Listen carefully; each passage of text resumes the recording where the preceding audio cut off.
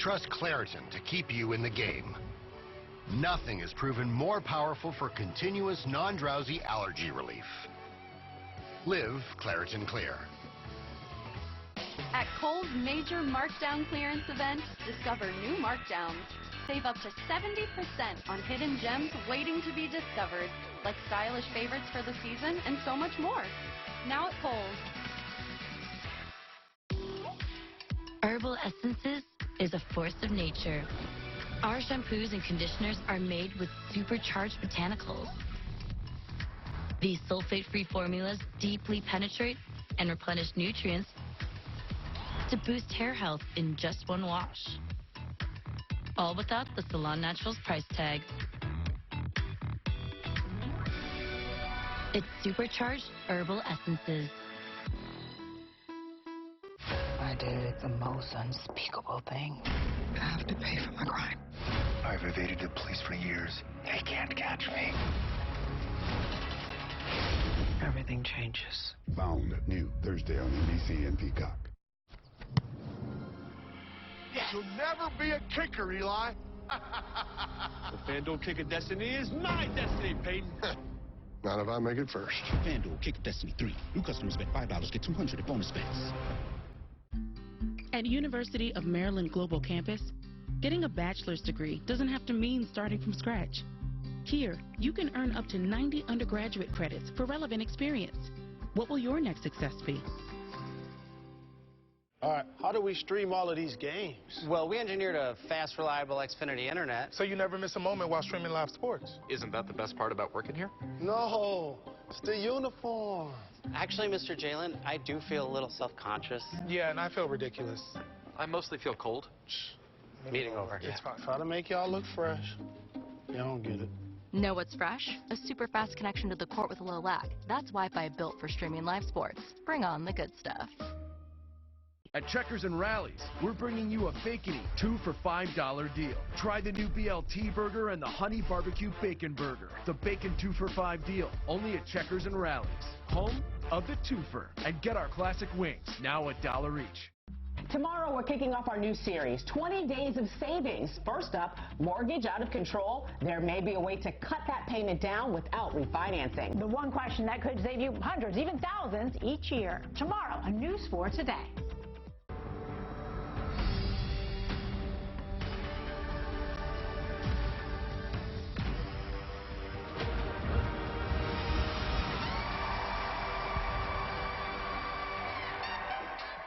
The One Chicago crossover event. We're running out of air.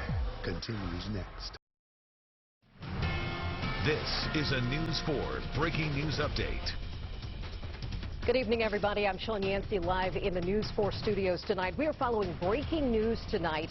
You are looking at live images here of Reagan National Airport. We are told that a commercial airliner with approximately 60 people on board possibly had some sort of a collision with a helicopter. We are told the plane is there in the Potomac River. As you can see, there is a massive response right now from emergency personnel. Also, we're getting a little more information. We understand a source with knowledge of what's happening here. We are told a regional airliner was a jet that was bound into DCA from Wichita, Kansas, and a Black Hawk helicopter collided. Again, these are live images that you can see here. You can see a massive first responders on either side of the Potomac River tonight. We know that DC Fire and EMS rescue boats, we are told, are in that water. Again, this is a commercial airliner, 60 people on board. We're still working to get more information. We do have News 4 crews on the scene right now, but what we can tell you is that crews right now are working right now to find the information, the status of the 60 people who were on board that plane, the people who were on board the Black Hawk helicopter. We do understand there is a ground stoppage right now at Reagan National Airport. That means no planes are taking off, no planes are allowed to land right now. Again, if we can get a little more information, this was an American Airlines jet, guys? Is that what we were told? So, okay, yes, that's what I believe we were told. A source again. Excuse me, a source with knowledge of, okay, Okay, guys, if you can see right here, this is the moment the crash happened. This is video from EarthCam. You can see right there. Wow, you can see what appears to be an explosion there in the skies.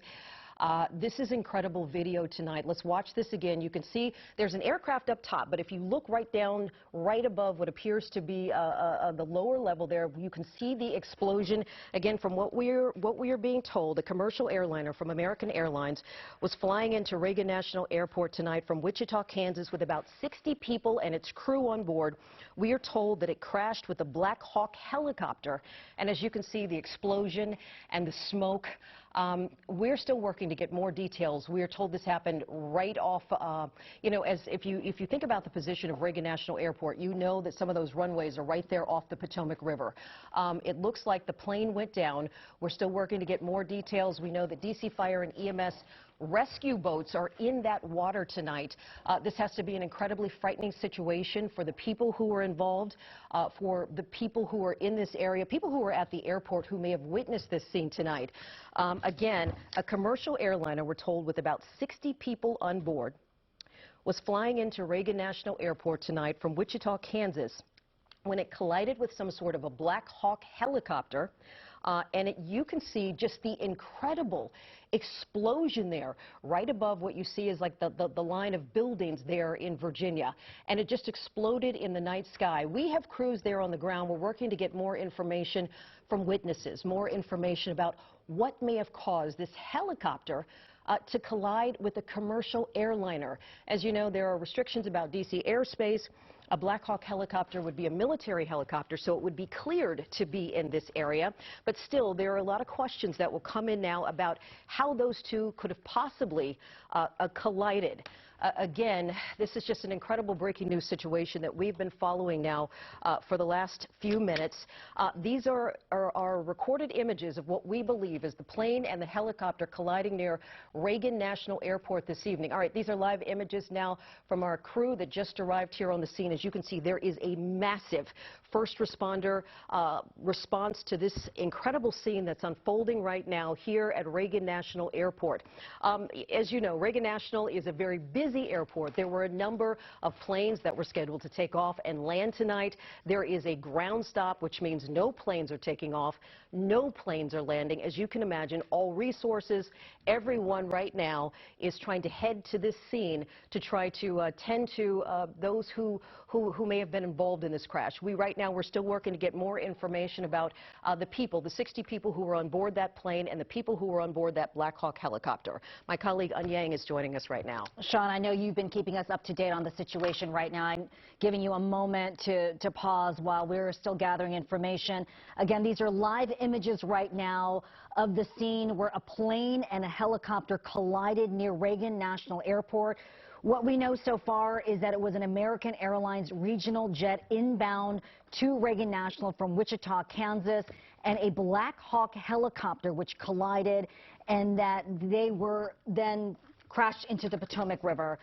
This is a changing situation. What we know right now, as you can see from the scene, first responders are there trying to figure out what to do next. We know that there are at least 60 passengers unaccounted for at this point, and we're trying to figure out exactly what went wrong in this situation. We also know that there are no flights coming in or out of the airport at this moment while first responders try to figure out what's going on here, what happened, and the investigation goes forward. You know, this has to be just an incredibly a frightening scene, very, very all emergency personnel. It's an all hands on deck situation right now. First responders from all over the region right there are just trying to figure out what's going on. We are trying to get there to try to help the people who are there. Reagan Airport is sending out on social media tonight what we've been telling you. All takeoffs and landings have been halted. Emergency personnel are responding to this aircraft incident here on the ground. So this is new video we're getting from EarthCam, and if you take a look, you can see the moment of the collision from the flash. And what we're hearing as I was coming into the studio on the radio from WTOP, that people said it looked like an explosion. And now what we understand is that it was indeed an American Airlines plane and a Black Hawk helicopter that collided near Reagan National Airport and then crashed into the Potomac River.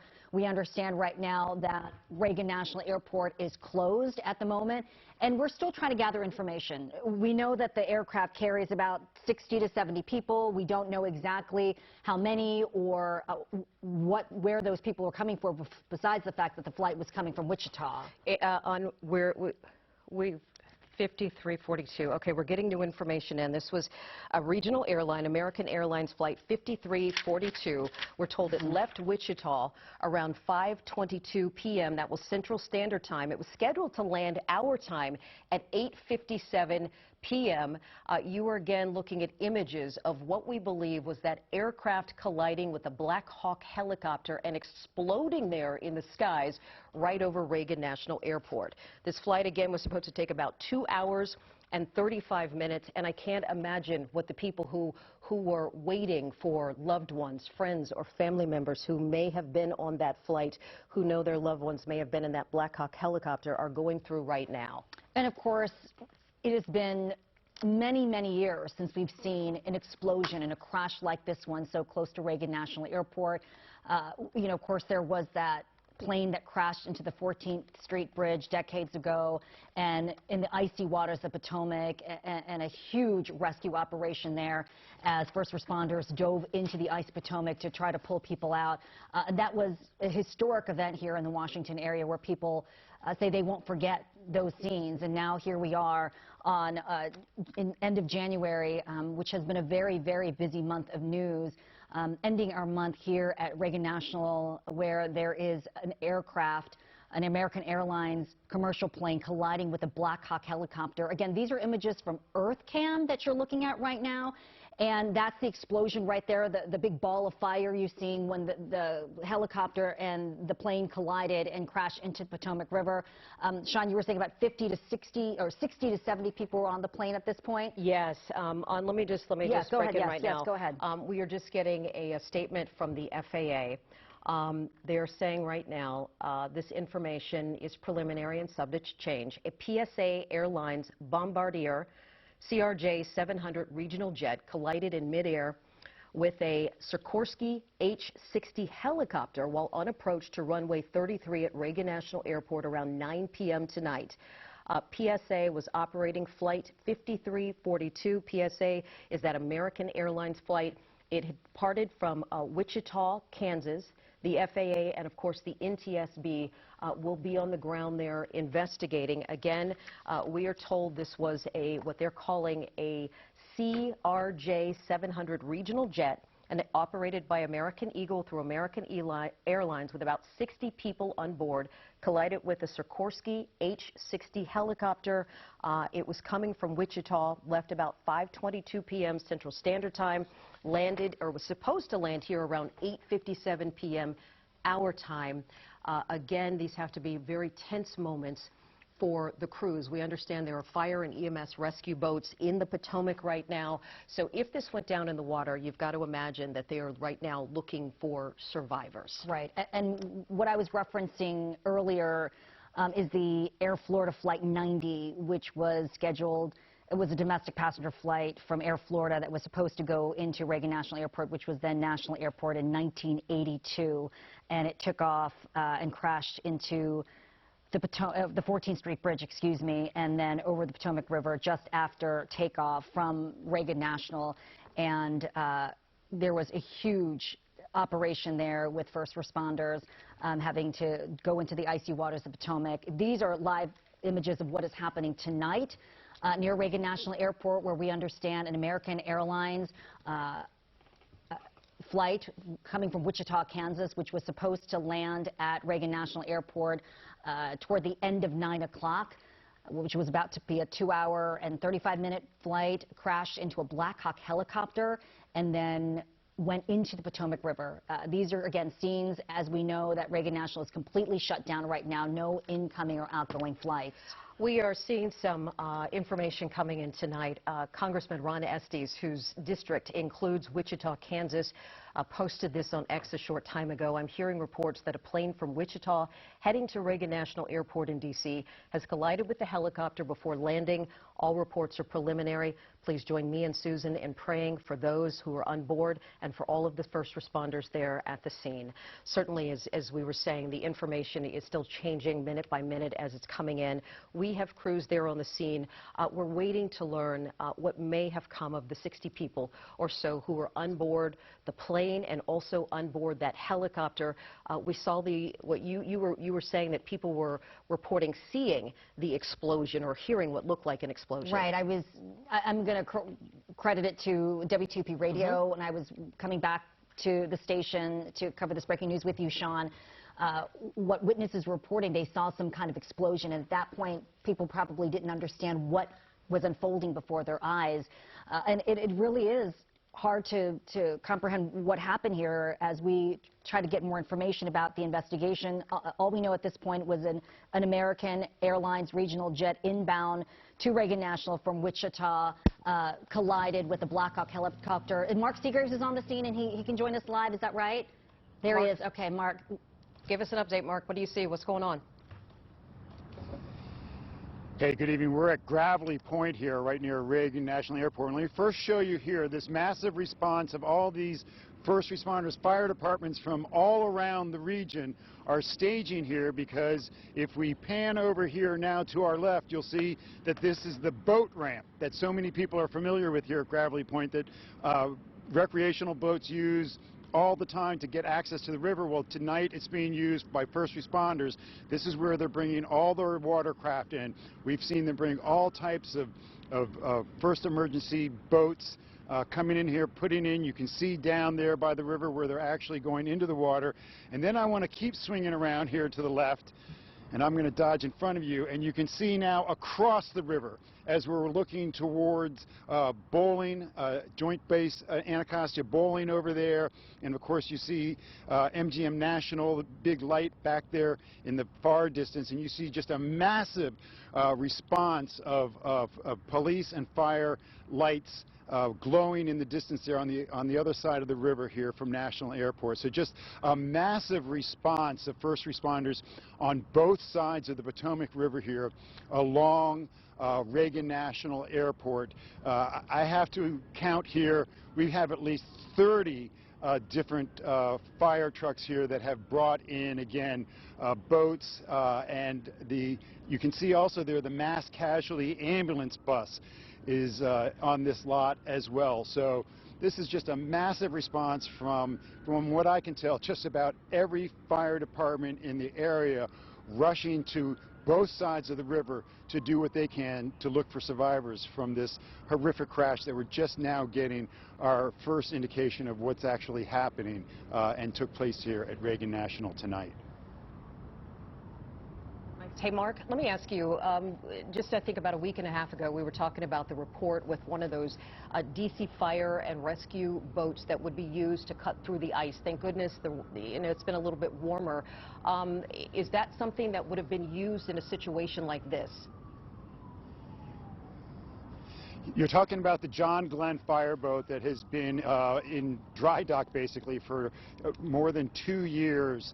And yes, that vessel would have absolutely been deployed tonight if it were in service, and we can tell you from radio transmissions that we've been hearing, scanner traffic tonight that we've been hearing about the rescue effort, that one of the coves, one of the marinas over on Bowling that they wanted to take survivors to, anyone that they were getting out, is frozen in and hard to access by water, and that's exactly what the John Glenn would have been used for, is to break that ice.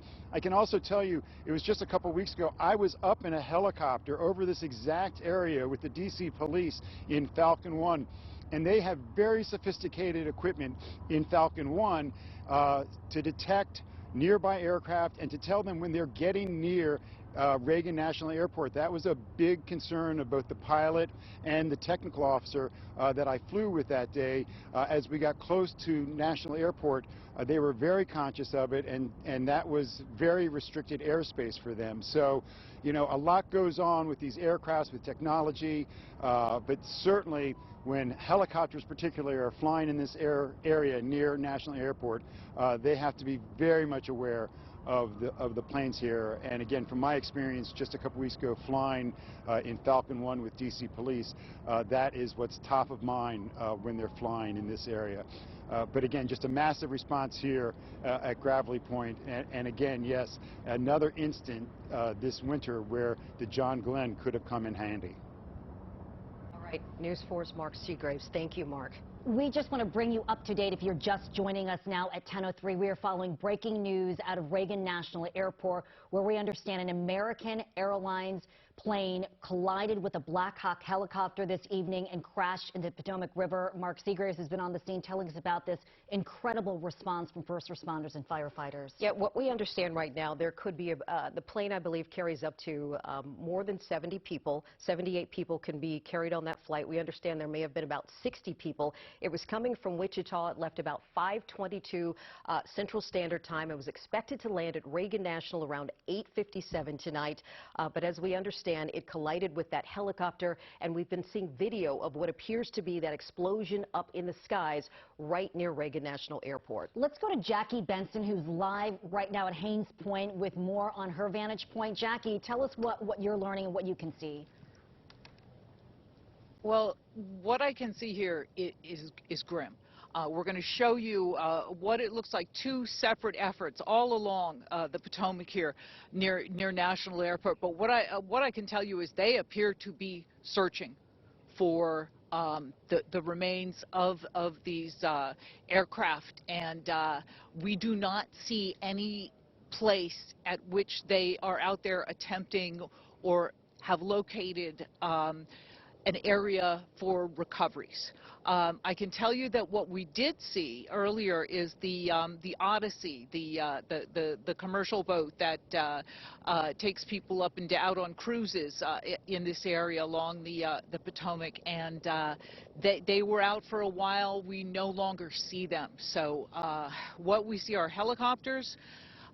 We saw a boat earlier out here appearing to be searching this area, trying to find the location of where this plane is. And given the conditions here, given the water, given the darkness, it is certainly extremely concerning at this point that they have not made a location. And there you can see this is one of the planes we believe possibly Coast Guard that has been going up and down here during this time, and they appear to be trying to search for a location to begin the efforts to make rescue and recovery on this plane.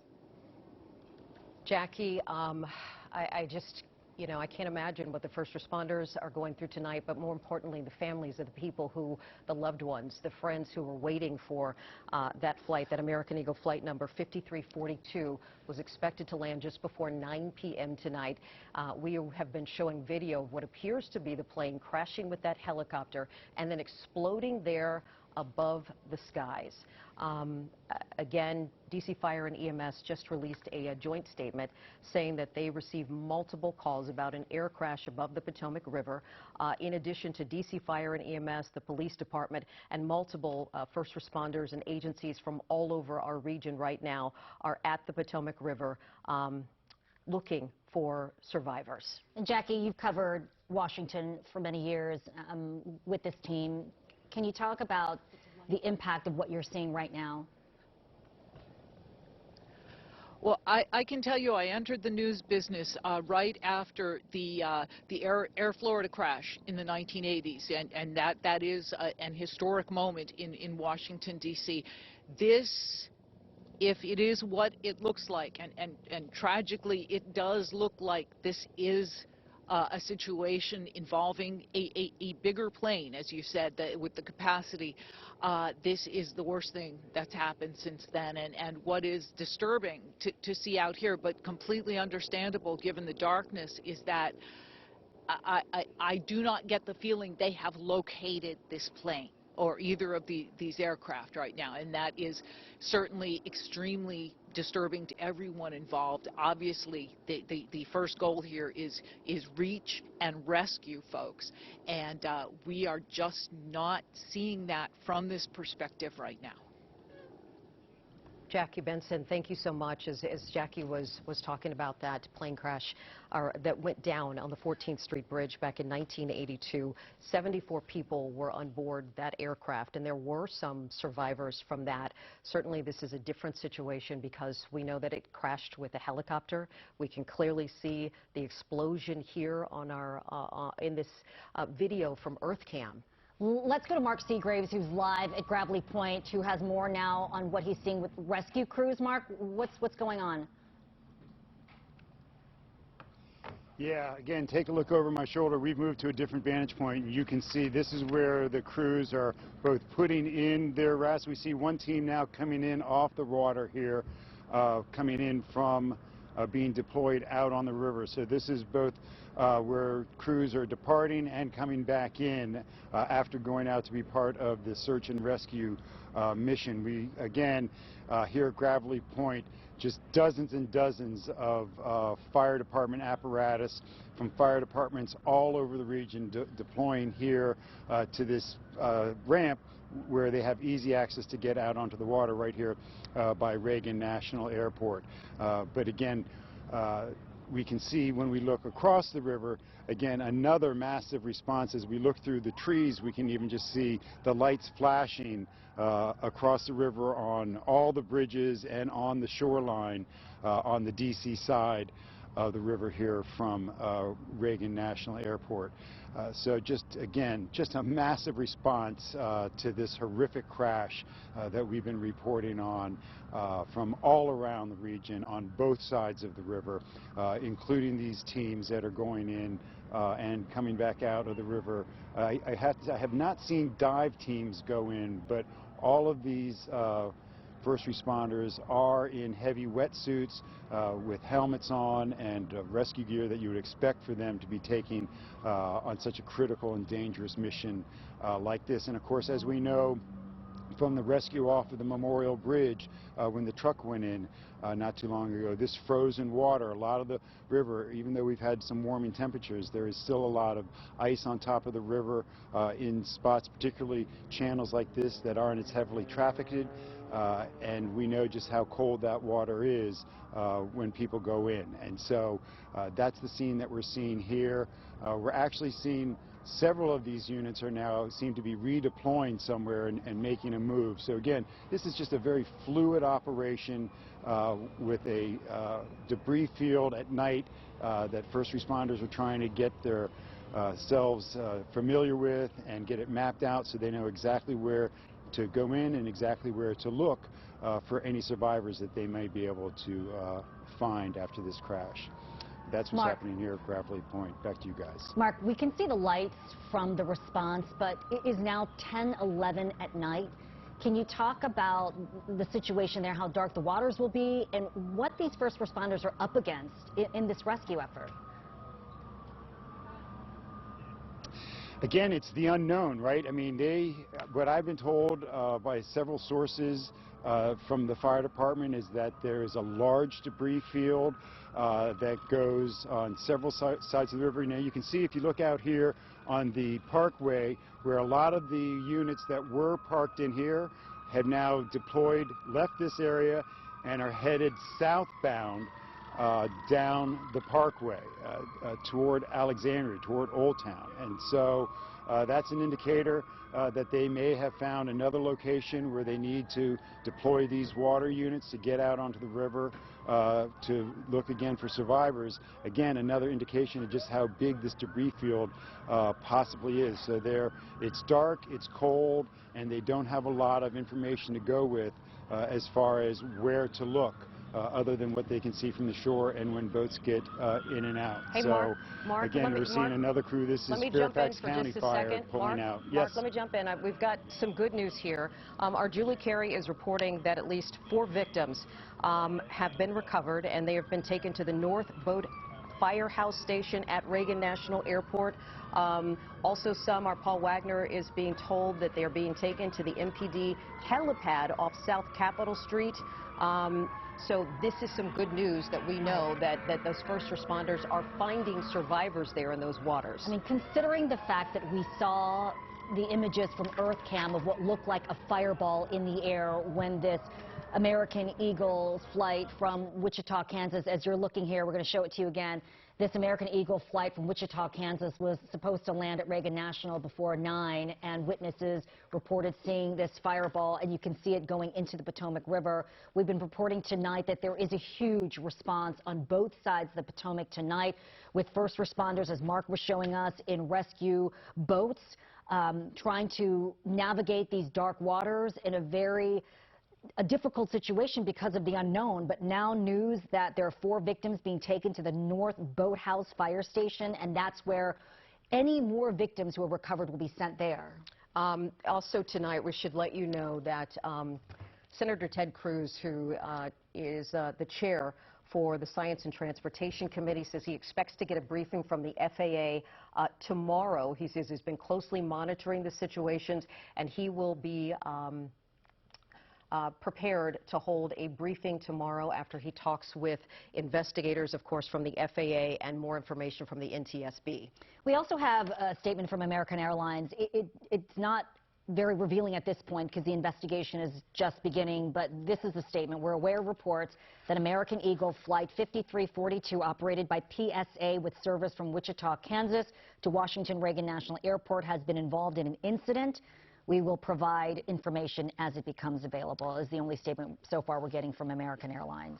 We've been hearing from some people who are American Airlines employees who have been letting us know they believe there are 60 passengers and 4 crew members who are on board that flight. Again, it took off from Wichita, Kansas earlier this evening and was expected to be here, landing in our region around 9 p.m. And it was just before 9 p.m.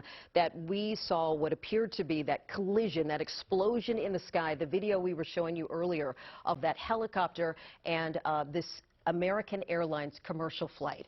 And what we understand is that it collided with a Black Hawk helicopter, and some of you are familiar with this. This is the Army's tactical transport helicopter, but it's also been served and used in combat during conflicts for this country. And at this point, we're still trying to find information about what that Black Hawk helicopter was doing, where it was going. The only information right now about the flight path we know is that the American Eagle flight was coming from Wichita, Kansas, and was supposed to land at Reagan National Airport.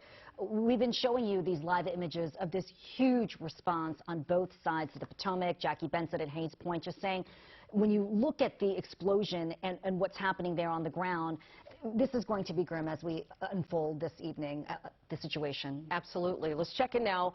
News 4's Joseph Olmo is live for us tonight at Haynes Point. He joins us on the phone. Joseph, what are you seeing from your vantage point?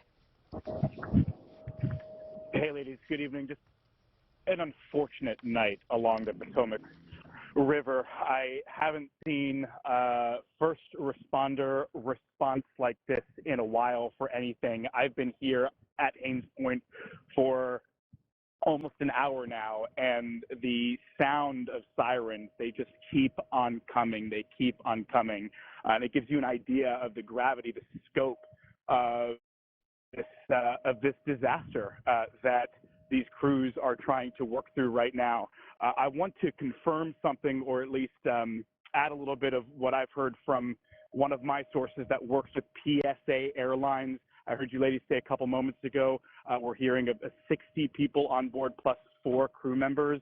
I've heard the same from somebody who works with PSA. If you're unfamiliar, PSA is a regional airline that does business as American Airlines. If you've ever flown out of DCA on a flight that's 30 or 45 minutes, chances are you've got these smaller planes. The plane involved here is a CRJ, a little smaller than Southwest Airlines plane, but still used by airlines for flights that can be upwards of 2-3 hours. So what I'm seeing out here is just a massive response with multiple helicopters flying around. I can't even count the number of ambulances and fire trucks that are lined up on the airfield at Reagan National Airport right now as they continue to search and rescue people who were on this flight. And of course, the questions are already being asked, how can this happen? We are in some of the most restricted airspace, not just in the country, but the world. The questions are going to come, and they need an answer. How did something like this happen? I'm aware that the CRJ has a system on board called TCAS, which stands for Traffic Alert and Collision Avoidance. It's a system on board that's a radar, essentially, alerting pilots in the cockpit when they're coming too close with another aircraft. I don't know a lot about military aircraft, so I'm not going to speculate. I don't know if there's TCAS on the Black Hawk helicopters, but you got to wonder, how did these two aircraft get so close to the point where they collided? Those are the questions that are already being asked and that we're going to get answers to in the coming days and weeks following this just horrible, horrible night along the Potomac River. All right, News 4's Joseph Olmo reporting live for us tonight, and we should just give you an update. We're just receiving reports that senior FBI officials are saying that their field officers are available and ready to jump in when necessary. But at this point, there is no evidence of any criminal or terrorist activity at this point. And of course, this investigation is just beginning. We are just starting to try to get some facts here about what unfolded this evening when an American Eagles flight collided mid-air with a Black Hawk helicopter and landed in the Potomac. To give you a little more perspective, if you've been to Reagan National or you haven't, Doug is standing by with some more information with an incredible view overhead. Give us your perspective, Doug. Yeah, and we've got the runways here at Reagan National. This is the big runway right here. This is the longest runway we have, just over a mile long. This is the one that most of us coming in will land on, whether it be from the northwest or from the southeast, coming right up the Potomac, almost a north-south trajectory on this one. This, however, this airplane came right along this runway right here. This is runway 33. This is a little bit of a different runway here. This is a much smaller runway used for smaller planes that come across the Potomac River. This plane making its way in across the Potomac and hit that helicopter right in this area right here. Now, the big thing that they're going to be looking at, the water temperature is about 35 degrees. At that temperature, there's only about 15 to 20 minutes before a person begins to suffer hypothermia, and that is extremely important, and we're already at that time frame. So this is a rescue mission that is really having to go extremely fast to be able to get these people out before hypothermia really sets in and before they're able to get these people out. But at least we know at least a couple of people, 4 people, have been rescued. I know they're trying to get more, and they're going to continue to do that. But this is not weather related at all. You know about that. We actually saw the helicopter. The plane was coming this way. The helicopter coming across from inside Southeast D.C. right over towards the airport, and that's where this happened, right over the Potomac River right here.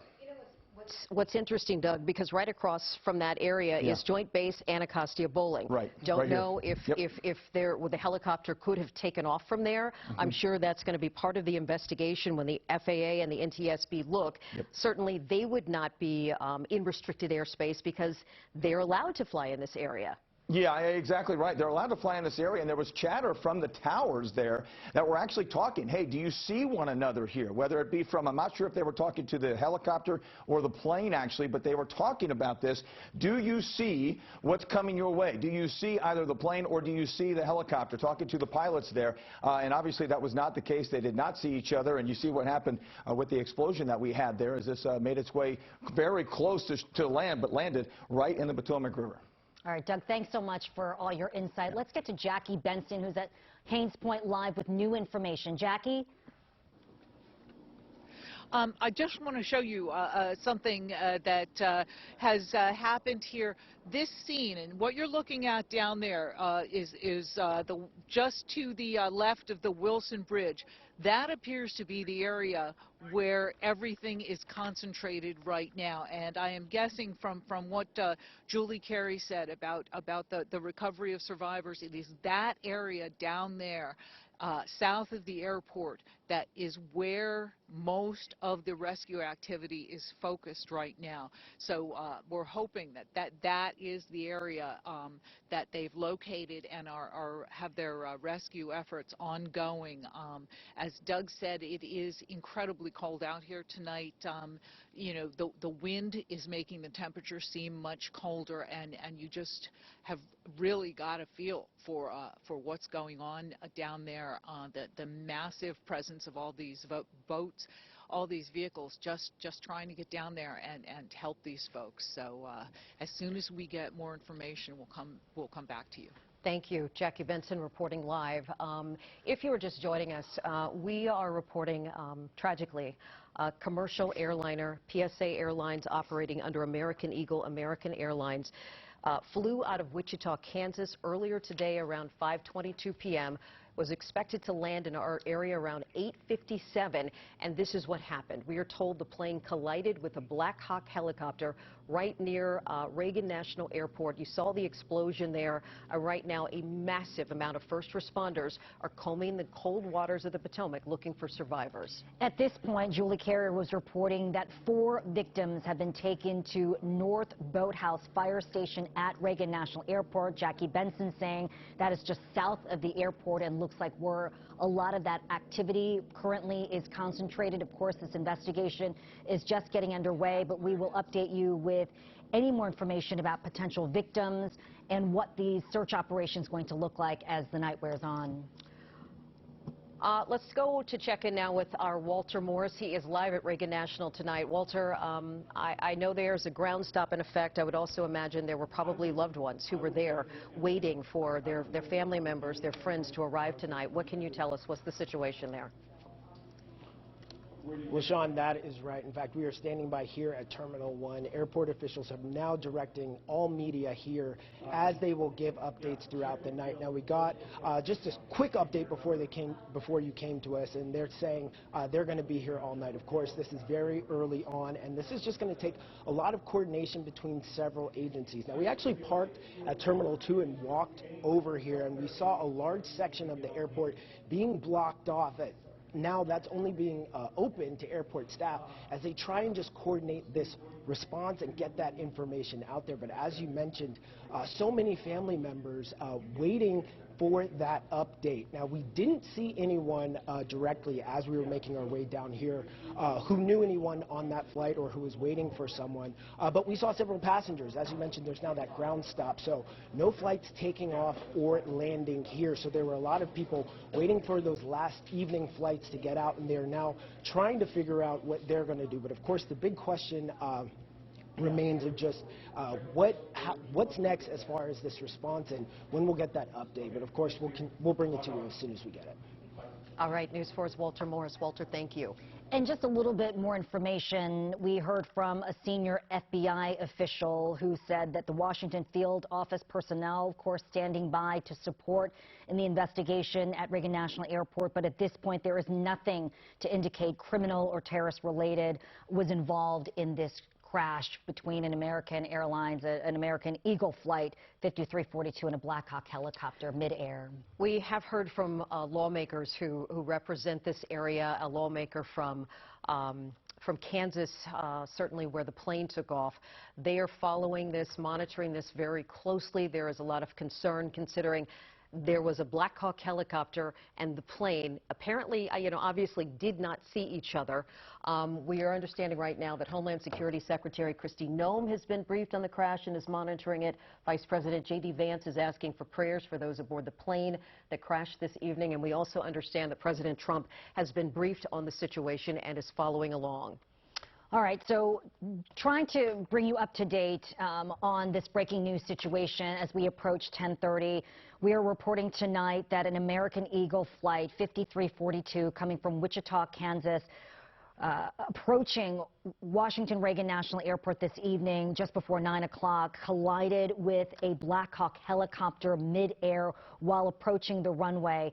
We understand that we were showing video of what looked like an explosion right here from EarthCam as this ball of fire there when these two aircraft collided and then crashed into the Potomac River. You know, the people who heard and saw this, they must have been, confused. What is happening here? This is not something you ever expect to see. Also, it was probably a bit frightening. We've been hearing about all kinds of things lately, but to have this happen, we certainly know that you were saying as you were coming in, people were calling in, they were talking to WTOP radio, talking about what they heard. Right, and I think all they saw was an explosion. At that point, I don't think it even dawned on them it could have been two aircraft crashing mid-air. And it's stunning to see. As we've been reporting, it's been now since 1982 when that Air Florida crashed into the 14th Street Bridge and into the icy Potomac River. Those many years ago, it was a historic event, one which required first responders to try to pull survivors out of that water. Many people perished. And to have something of this magnitude tonight, this crash between an aircraft, an airline, a commercial airline and a helicopter is pretty stunning to see. Jackie Benson, who when she first arrived on the scene, said it's a grim situation.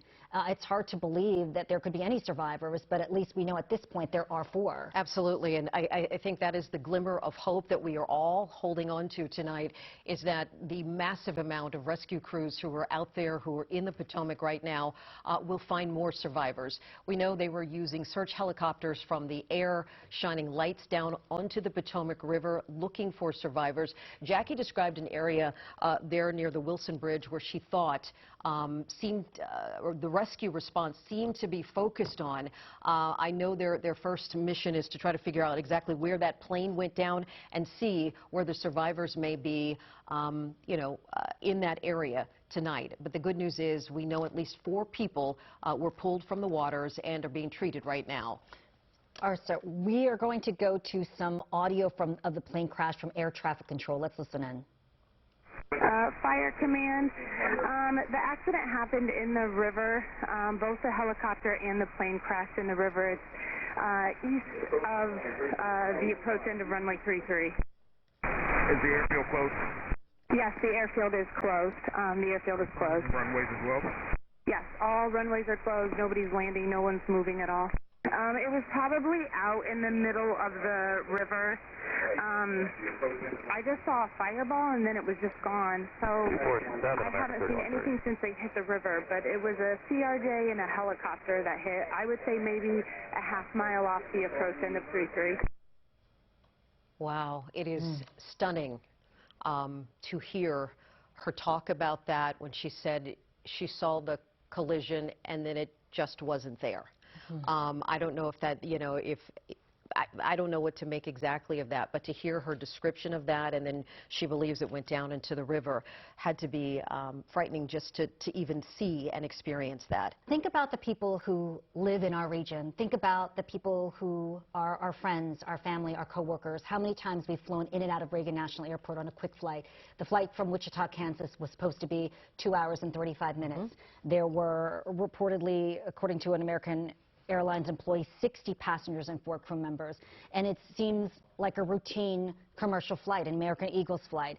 And to see this happening on video, on this Earth cam, to see a collision mid-air and then crashing into the Potomac River is terrifying. And as we try to get more information, I think we're all going to try to be absorbing what just happened tonight. What are we seeing and what's going to happen next? And I think the other thing that you brought up that is just worth mentioning again, for the people who lived in this region back in 1982, when that Air Florida Flight 90 crashed into the 14th Street Bridge. It was January 13th. The waters at that time were also incredibly icy. There were some survivors, but there were also a number of people who lost their lives that day. I understand the current water temperature of the Potomac is at 35 degrees at the closest buoy to the crash site. That's what we are learning right now.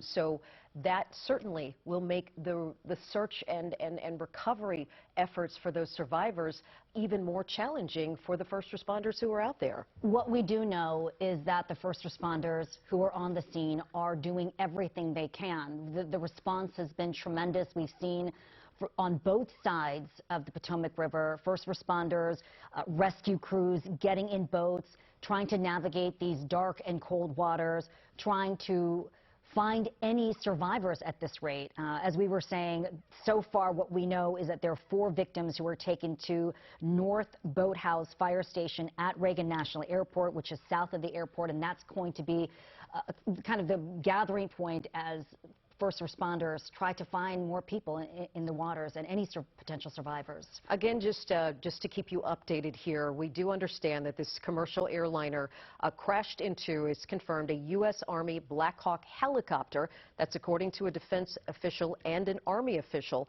We're still working to get more details, but right now there don't appear to be any indications that any VIPs were on board at the time of the crash, but we understand the Army is still working to verify that information. And it's still unclear why that Black Hawk helicopter was right there. Did it come from Joint Base Bowling, which is right across the street there from where the runway, the runway that the plane was supposed to land on?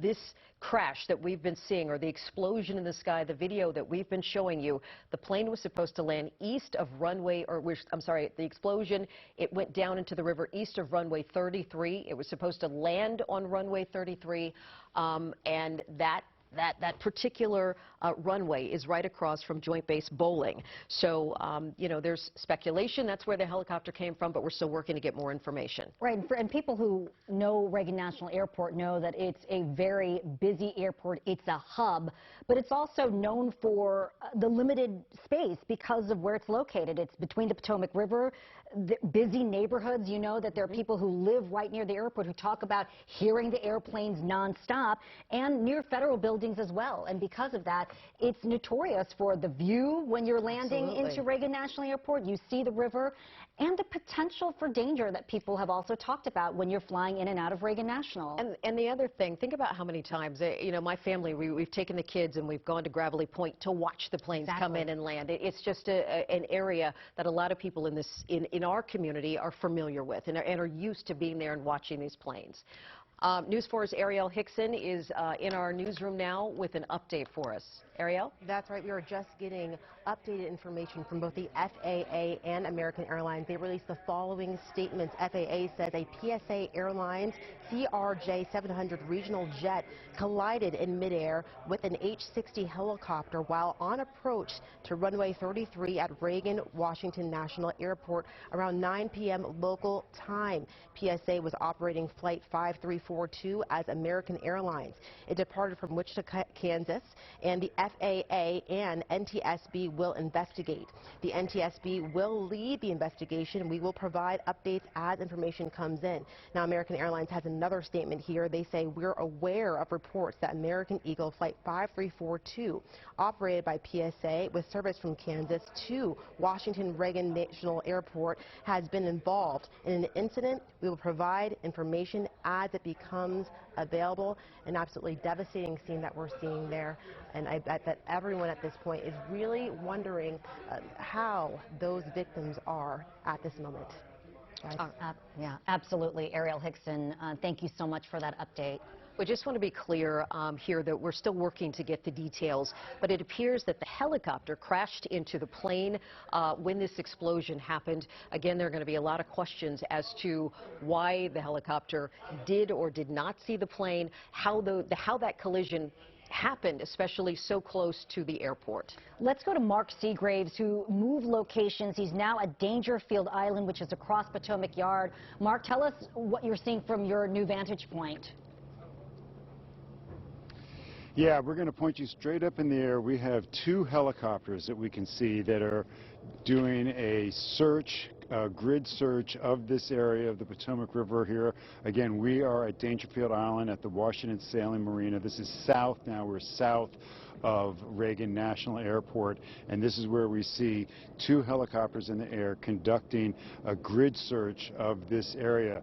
When we look along the shoreline, of course, just as we were seeing from Gravelly Point, first responders, flashing lights up and down on the bridges and along the shorelines. We are directly across from Joint Anacostia Bowling. where we know is the command post for the first responders who have been handling this mission here tonight. I can tell you that I've been on the phone with Mayor Bowser's office. She is headed to the command center and being briefed and kept apprised of the operation. And again, as you were saying before, still a lot of things we just don't know that we're waiting to get answers for. But just to show how fluid this situation is, just minutes ago when we talked to you, we were north of Reagan Airport at Gravelly Point with just a massive first responder response in that area. That entire cruise, all those units quickly left that area and headed south. We did see some of them as we came down here had deployed onto Reagan National Airport campus in some of the satellite parking lots. And then as we made our way back to the river, we are here now again on Dangerfield Island directly across from Joint Anacostia Bowling. But you can see coming in right above us now one of the helicopters that is doing this search, and you can see their spotlight trained down on the river as they go from side to side up and down the river. I now count, I believe, 3 helicopters in the air here over this area of the Potomac River, one almost coming directly over us as we speak. So this is a huge search area.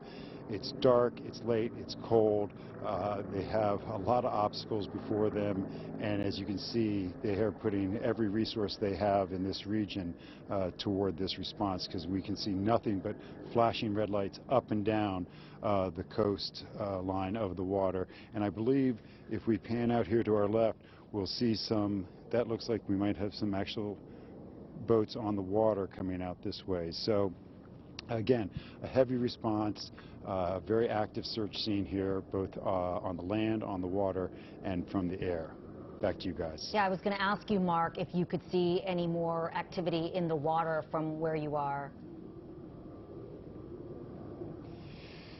Yeah, not as much as you might think, but again, there could be a lot of reasons for that, and I don't want to speculate. I will say, if I look out over down a little bit further south, I do see one vessels with their lights on coming up this way, but it's impossible to tell if that's a rescue vessel or somebody who wants to get a closer look at what's going on. But not as much going on the water from where we are as we see in the air. And I definitely right now count 3 helicopters circling the area between Dangerfield Island and Joint Anacostia Bowling on the other side of the river, and they are just doing a grid search up and down the Potomac River on both sides of the river right now. Hey, Mark, I know you spent a lot of time, or you spent time there with some of the search and rescue crews, and you have in telling the many stories that you've reported here. How long does it take them to, from when they get the word to actually get in the water? How long do you know, have any idea how long it took them to get in the waters tonight? I got to tell you, I don't know that they have put crews actually in the water. I know they put boats into the water, and that happens instantaneously as long as they have a point of reference of where to go in, and that's probably why we saw them going in at many different points. We saw them going in on the South Capitol Street side in D.C. We saw them going in from Gravelly Point, and now it appears that they're trying to make access as well from Joint Anacostia Bowling. But what we heard on radio scanner, what my sources have been telling us, is that the marina over across the river at Joint Anacostia Bowling is still frozen in, and we don't know if that's played a role in this rescue. But as we mentioned earlier, as we have been reporting, the largest boat in the DC Fire Fleet, the largest rescue boat in this part of the river, the John Glenn, has been out of commission for more than 2.5 years. We asked questions about that when we had the truck go in off Memorial Bridge a while back, and we'll certainly be asking questions about that tonight. But right now, again, they are putting everything they possibly can. We have seen fire and rescue crews from all over the region responding down here to the Potomac River, again on both sides of the river. All right, News 4's Mark Seagraves. Mark, please continue to keep us updated. Just a short time ago, D.C. Mayor Muriel Bowser shared on X, "Our prayers are with everyone involved. We will continue to keep the public updated as more information becomes available." We want to go back to the information we know at this point. We are still on the air now, coming to you with breaking news as an American Airlines American Eagle flight 5342 coming from Wichita, Kansas, heading to Reagan National Airport this evening, collided with a Black Hawk helicopter. At this point, we understand, Sean, that the helicopter might have crashed into the plane. You're looking at EarthCam video of that, what looks like an explosion, a fireball in the air as this collision happened mid-air and then crashed into the Potomac. We understand there were 60 passengers on board and 4 crew members. We're also getting some more information about the aircraft that was involved. It was PSA Airlines, operated under the name of American Eagle. The passenger plane that was struck over the Potomac, fitted, we're told, with 65 seats, according to American Airlines. It's a Bombardier CRJ 700. It has 44 seats in the main cabin, 12 in the main cabin extra section, and 9 in the first class section. We understand, though, there were roughly 60 passengers, 4 crew members on board. We've also heard the good news tonight from our own Julie Carey that at least 4 survivors were taken to a fire station there at Reagan National Airport. We also know from senior FBI officials that the Washington field office personnel are standing by to assist with any investigation. Apparently this happened at around 9 o'clock, so only an hour and 42 minutes in right now. But at this point, they're saying there's nothing to indicate criminal or terrorist related was involved in this incident in any way. But of course, we are trying to gather more information as investigators are on the scene, first responders on both sides of the Potomac River. As Mark Seegreaves pointed out, he has seen 3 helicopters in the air training their lights into the river to assist with search and recovery efforts at this point. Transportation Secretary Sean Duffy said that he right now is at FAA headquarters. He is monitoring the situation. Certainly we've heard from a number of lawmakers who are trying to stay on top of everything and are happy to share information just as soon as they get it but they have been offering their prayers and their support. We are told that President Trump is also monitoring the situation. And we've also been talking about the airport itself.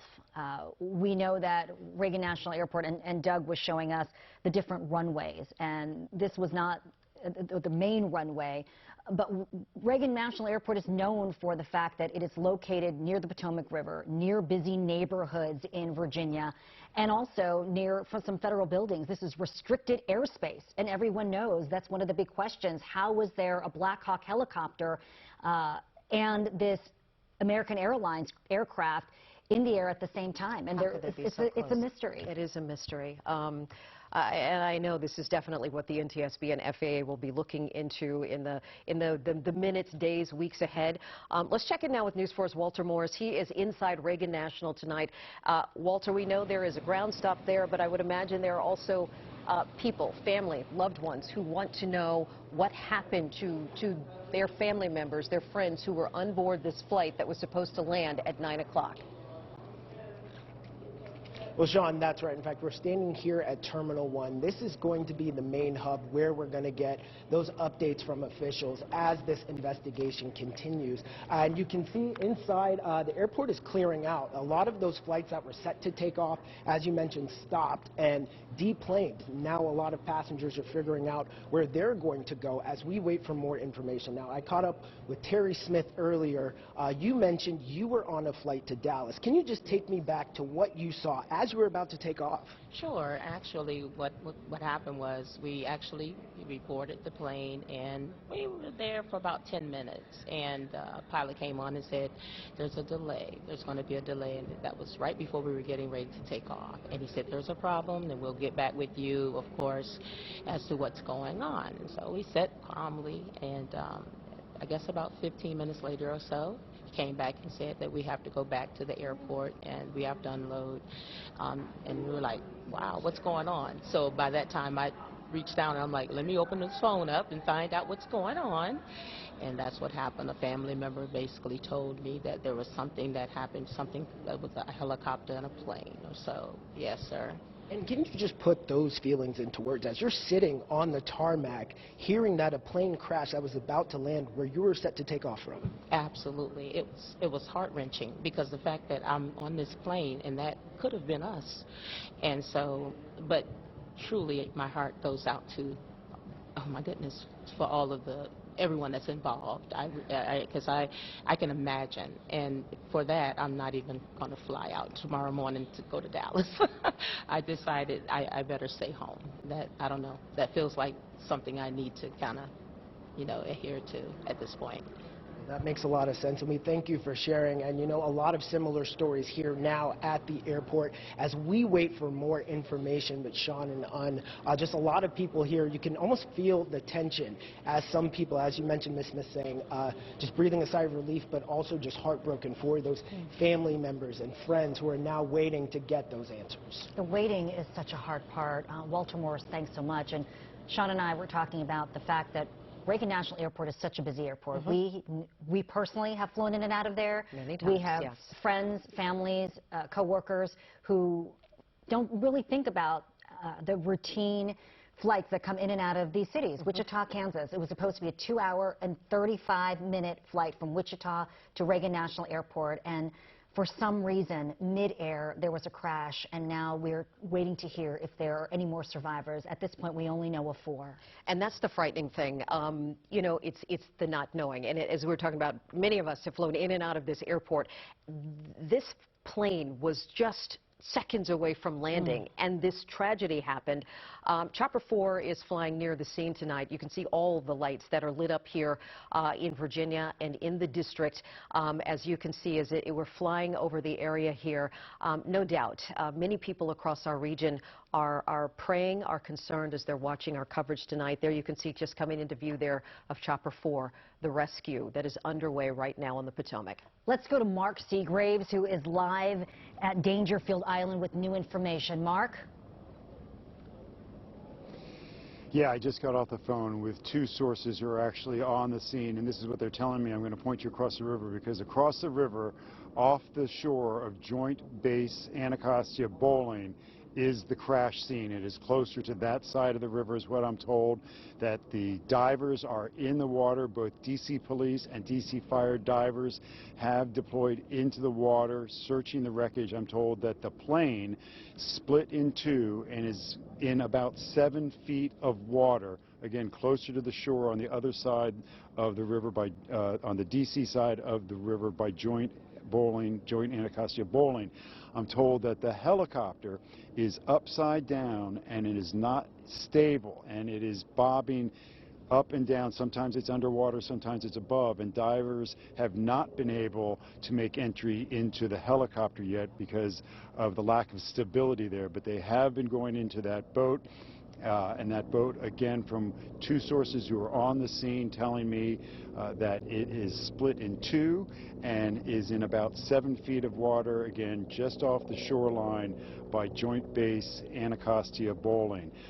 So that's the very latest that we're getting here. We're told that they are staging for whatever recovery operation this is, both at the helipad for MPD's helicopter by Audi Field off South Capitol Street, as well as on Joint Base across from us. So again, we continue to see the helicopters going up and down the shoreline, but that would explain why we're seeing most of their activity on the far shoreline. And again, right now I count 3 helicopters going up and down that shoreline, and you can see the mass of first responder units along that shoreline there at Joint Base Anacostia Bowling. So that's the very latest information we have here. Again, that plane split in 2, resting in about 7 feet of water just off the coast of the base.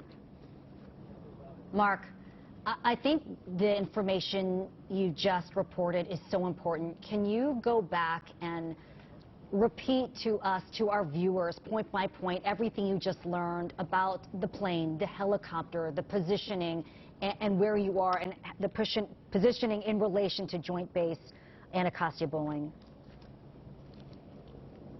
Yeah, of course, and again, want to let everybody know this is a very fluid developing situation, but I did get off the phone with 2 sources, first responders who are actually on the scene at the search and rescue operation, and what they tell me is that the plane and the helicopter both landed closer to the shoreline off of Joint Base Anacostia Bowling.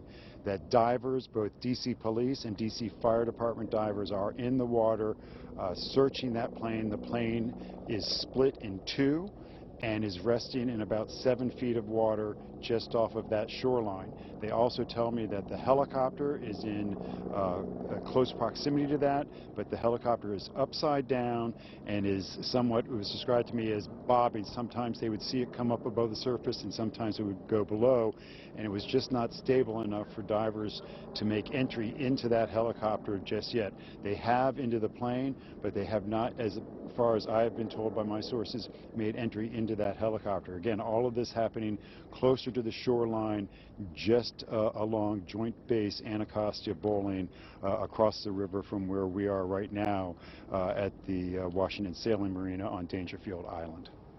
Mark, let me ask you, I know this situation is fluid, and I know your sources are working very hard.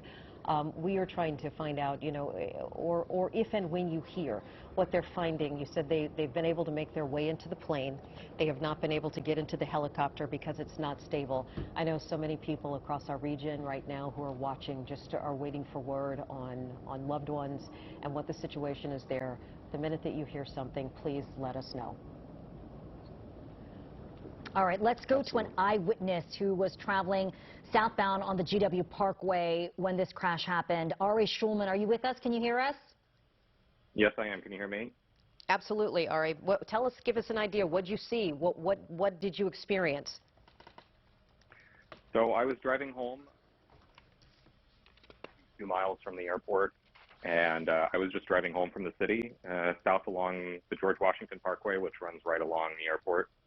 And I do this drive all the time, and the highway is almost exactly lined up with the flight path of flights to land. It's the same, it's parallel, it's, you know, half a mile off to the right. So you can always see these planes lined up to land. I always look at them when I'm driving home because it's just a really interesting, kind of an elegant sight. They're all nice and spaced out on this kind of beautiful line coming into land. So I was watching the planes as I was driving, and it looked to me, based on their spacing, I thought there might be one maybe right next to me about to land. I couldn't see the airport because it was off to my left. But I looked off to look at it, and sure enough, there was a plane right there, and it looked totally normal to me. It was right about to cross over the water from the Potomac River onto the land where the airport is. It was maybe 120, 150 feet off the ground. It looked normal. It looked like a small-sized passenger jet. It was level. Nothing looked wrong. So I looked back at the road again because I was driving, and then I wanted to get another look and maybe see if I could see the plane land. So I turned back again a few seconds later, and it looked very, very wrong. It was turned, banked hard to the right. I would say maybe 90 degrees or more to the right. I could see the underside of the plane, and it's very, very dark out, so you shouldn't be able to see the underside of the plane. But I could see it. It was illuminated bright yellow, and there was a stream of sparks underneath it. It looked to me like a giant Roman candle, sparks shooting from the head of the plane down to the tail. I saw that for about 2 seconds. I looked back at the road and looked back again to my left, and I didn't see anything. That's what I saw. Wow. Ari, I mean, you know, many of us drive the route that you were driving every single day. We're used to seeing planes. This had to frighten you. I mean, what was going through your mind?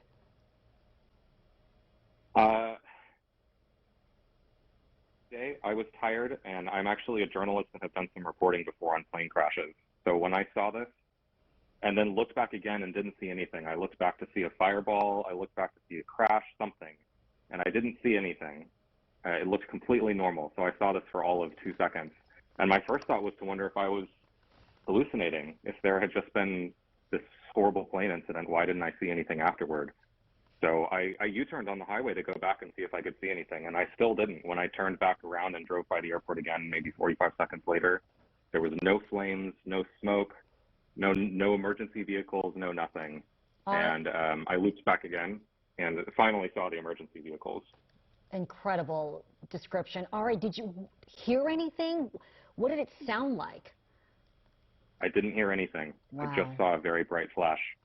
So no crash sound or nothing that sounded like an explosion from where you were? No. Wow. I may have had the radio on. No, that's okay. I just wanted to hear your experience.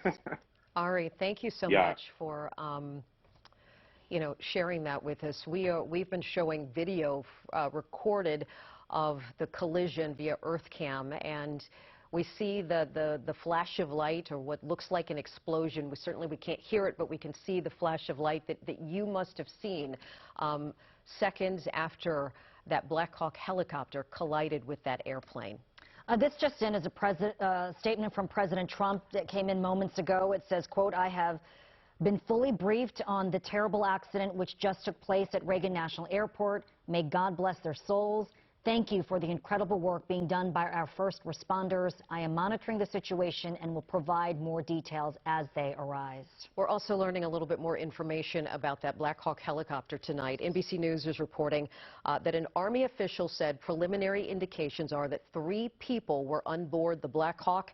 The official could not confirm the status of the 3 people on board. Certainly, we heard our own Mark Seagraves telling us from his sources that that helicopter was upside down and not stable, and crews had not been able to get inside yet. Let's go to Doug Kammerer, who's standing by, who can give us a vantage point of what that scene looks like. We've been talking about the unique situation or the unique position of Reagan National Airport, Doug. Yeah, you just heard from that eyewitness that he saw the explosion and then there was no fireball afterwards, and he was wondering why. It's because it went into the Potomac River. If this had made its way on land, there would have been a huge fireball there. But because it made its way onto the river and crashed into the river, we're looking at the fact that there was no fireball. Now, take a look. These are the runways. This is the normal runway that most of us go out on. This is runway 1. This right here is 33. And this is where this was coming through. Right there is 33. 33 is about 5,200 feet in length. Runway 1, the longest runway, over 7,000 feet in length. These one airplane and one helicopter coming together just offshore here. Now, the Potomac River in this plot, the deepest area is really right off of the Potomac, only at about 11 feet. So this looks to me like it came in right into the middle. That's where this is. We're hearing them say about 7 feet. That's right in the middle here. There's actually a channel that goes right along the Potomac, or right along the airport, but just off,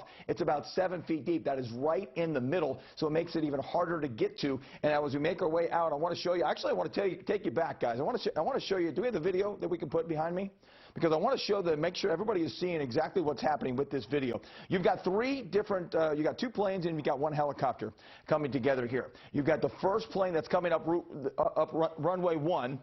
That is runway 1 that's taken off. That's the one that's moving off your screen to the north. At the same time, you see those other ones. Are we able to put this behind me, guys? Like we talked about, I want to make sure that people can really see where that little helicopter was, because it's such a small light. But if you see it on the middle part of your screen, the 2 right there, you see the helicopter coming right at the plane. And then you can see that fireball. Then you can see exactly what's happening with that smoke that's going on there, too. So once again, let's show you what's happening. You get that first plane. Here's the first plane taking off. Now, this one's making its way towards the camera, moving to the north. Here's the other situation right there, and you see the fireball. But you notice the fireball, the explosion. Now you see the smoke, and then you see no more smoke after it as it crashes in towards the Potomac. One more time, I want to show you that. Look at the helicopter right here. See that light right there going right at this, and there are some indications that a tower, I don't know if it was DCA, I don't know if it was over towards Bowling, but there was a tower that was talking to one of these 2, either the plane or the helicopter, saying, hey, do you see what's happening around you? Are you looking at the other aircraft? And apparently they did not see this. Now, one other thing to talk about. This happened around 9 o'clock. Let's go back to my maps now. I want to show you what we have here. Of course, we've got this huge hypothermia risk. And from Mark Seagraves, we're hearing that they're not in the water looking for people actively. That's scary. Water temperature 35.6 degrees. Hypothermia sets in 15 to 30 minutes. This happened at 9 o'clock over 90 minutes ago. Now close to 2 hours ago. Time of survival 30 to 90 minutes. So we know we can think about what is happening right now. Doug, thank you. If you were just joining us here at 11 o'clock on News 4 at 11, we are following breaking news tonight.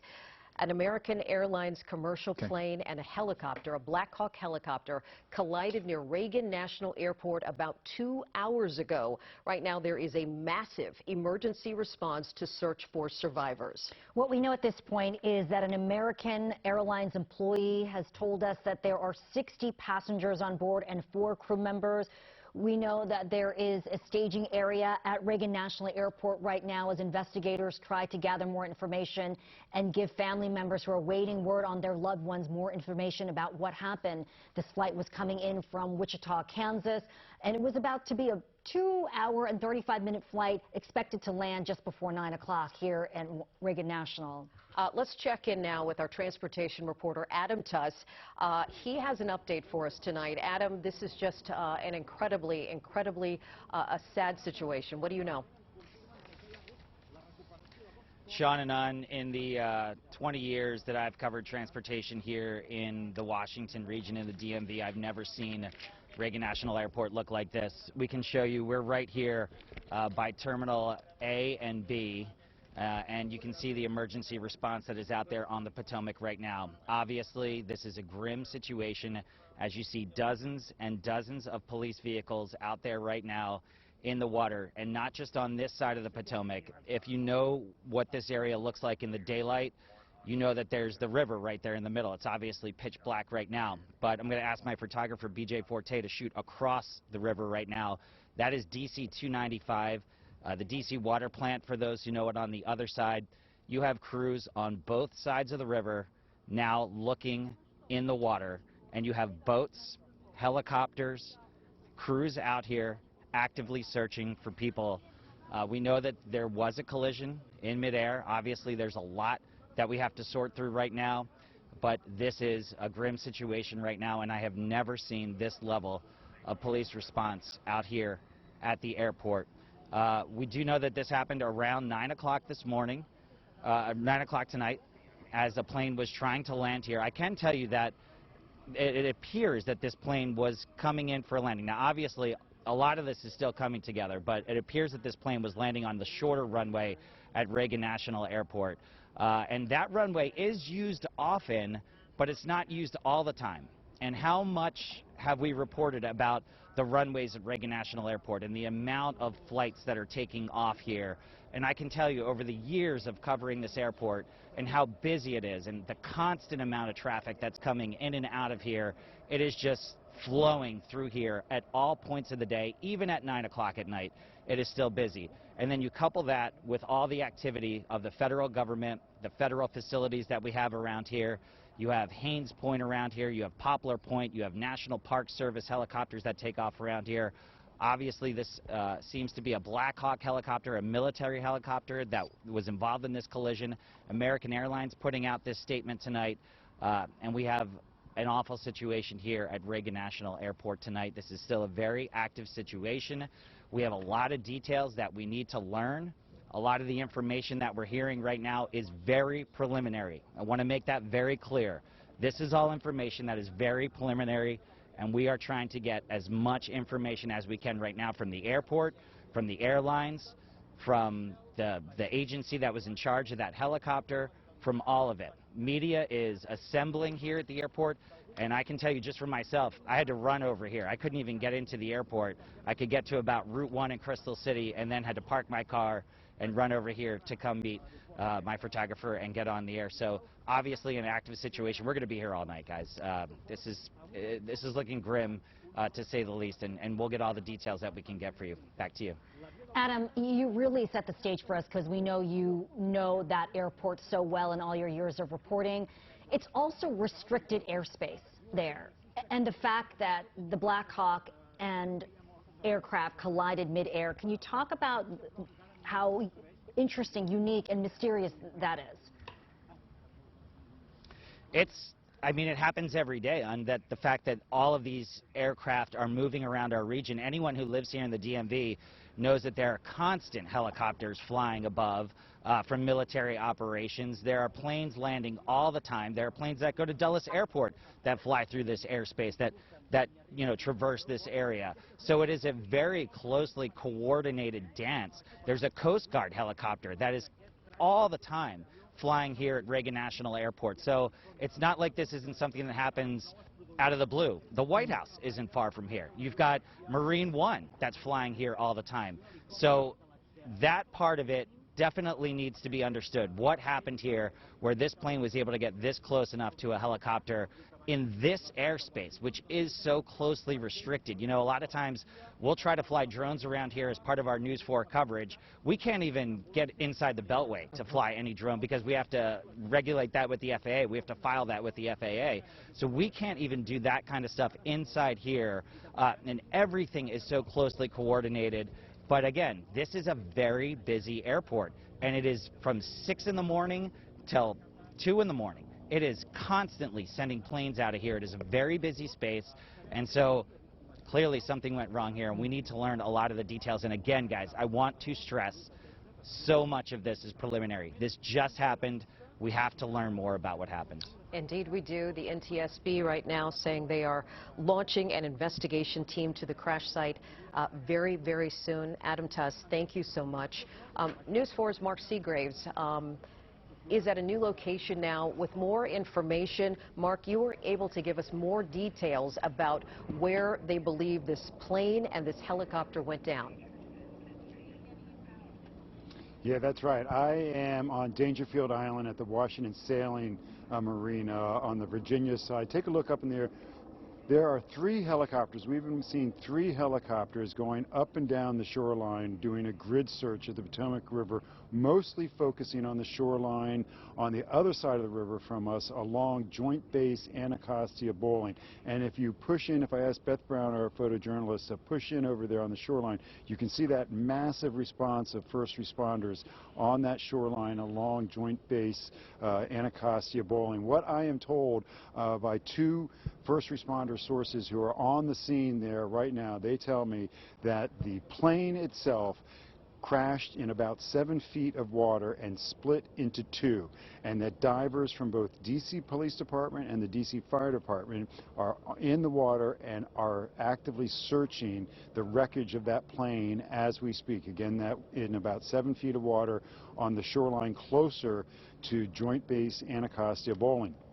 The helicopter, I'm told by those same sources, is in the same proximity. It is upside down in the water, and the way they described it is that it bounces up and down, and sometimes it comes above the surface and sometimes it goes below. They're telling me that the helicopter is not stable enough to have divers make entry to yet. When I spoke to them about 15 minutes ago, but they had made entry into the plane, which again, sources are telling me had split in 2. Again, right now, if we look in the air, we can see at least two helicopters with their spotlights flashing down on the river. We also see several boats in the river. Again, most of this activity focusing on the opposite side of the river from where we are along Joint Base Anacostia Bowling. And I will tell you, as I was up in Falcon 1, the DC police helicopter, just about a week ago, doing a ride-along with these officers who are most likely in that chopper above us right now doing this search, and I can tell you they were keenly aware anytime we came in proximity of Reagan National Airport. They verbalized it to both the pilot and the tactical officer. They told us. Their instrumentation notified them of that as well. It is, as Adam Tuss said, highly restricted airspace there, but those pilots were keenly aware, had that situational awareness of how close they were to the planes taking off and landing at Reagan National Airport.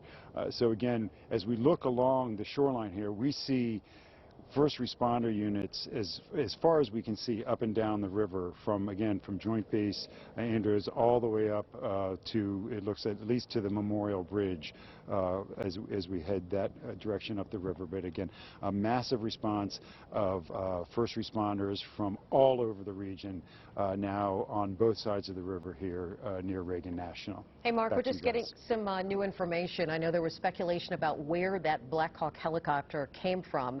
The U.S. Army now confirms the aircraft involved in tonight's incident was an Army UH-60 helicopter out of Fort Belvoir, Virginia. We're still working to get more information. Again, an Army UH-60 helicopter out of Fort Belvoir, Virginia. It was not an aircraft that came from Joint Base Anacostia Bowling, which is right near the scene of the crash. Yes, right across. Mark, I don't know if you're familiar. Do you know anything? Have you heard any more information about the possibility of this Army helicopter? I have not, but I will say that, given that information, the speculation obviously was that it might have been out of Joint Base Anacostia Bowling.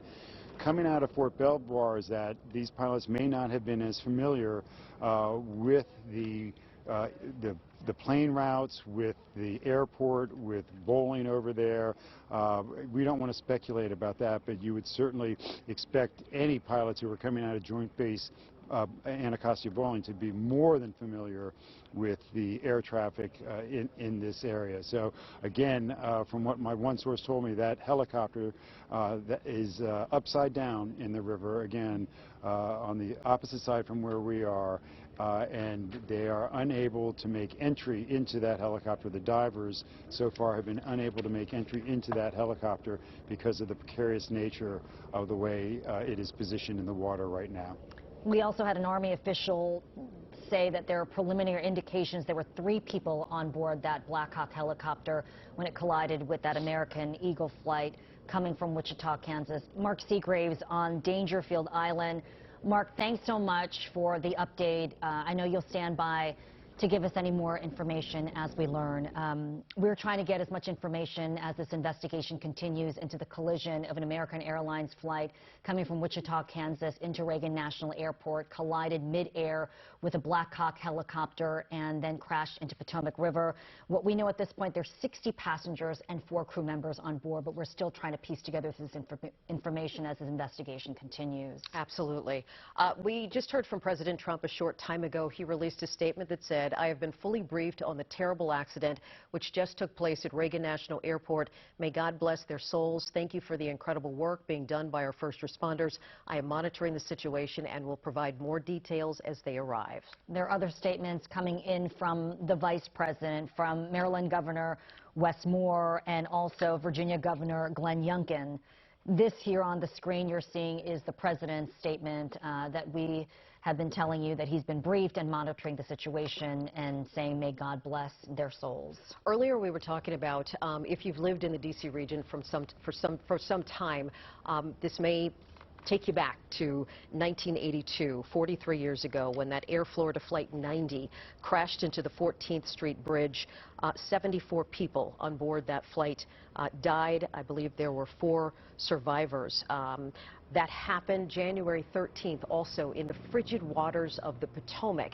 Tonight, we are once again watching crews search for survivors in the frigid waters, 35 degrees of the Potomac. Let's go now to D.C. Councilman Charles Allen, who serves as the chair of the Committee on Transportation for the D.C. Council. Thanks for joining us this evening. Tell us what you know about what's going on right now at Reagan National Airport.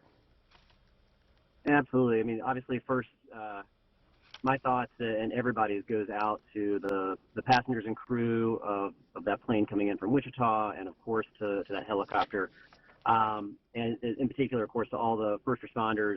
Search and rescue is ongoing right now. Divers in the water, cold water, and they're going to be working all night. So our thoughts are with them. It's an absolutely horrible tragedy, of course. I am hearing that there are some survivors that have been rescued, but I do believe we also we will be seeing fatalities that come in as the official work continues to go on.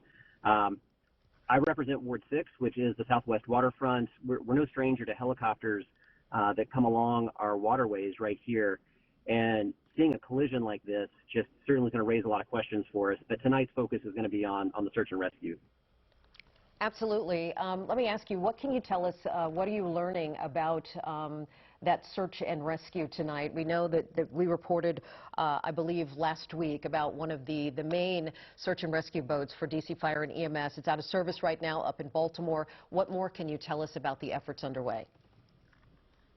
Yeah, we unfortunately don't have Fireboat 1, which is called the Glen, which would be on the water, but we do have a lot of fire and EMS equipment and apparatus. Those are all deployed.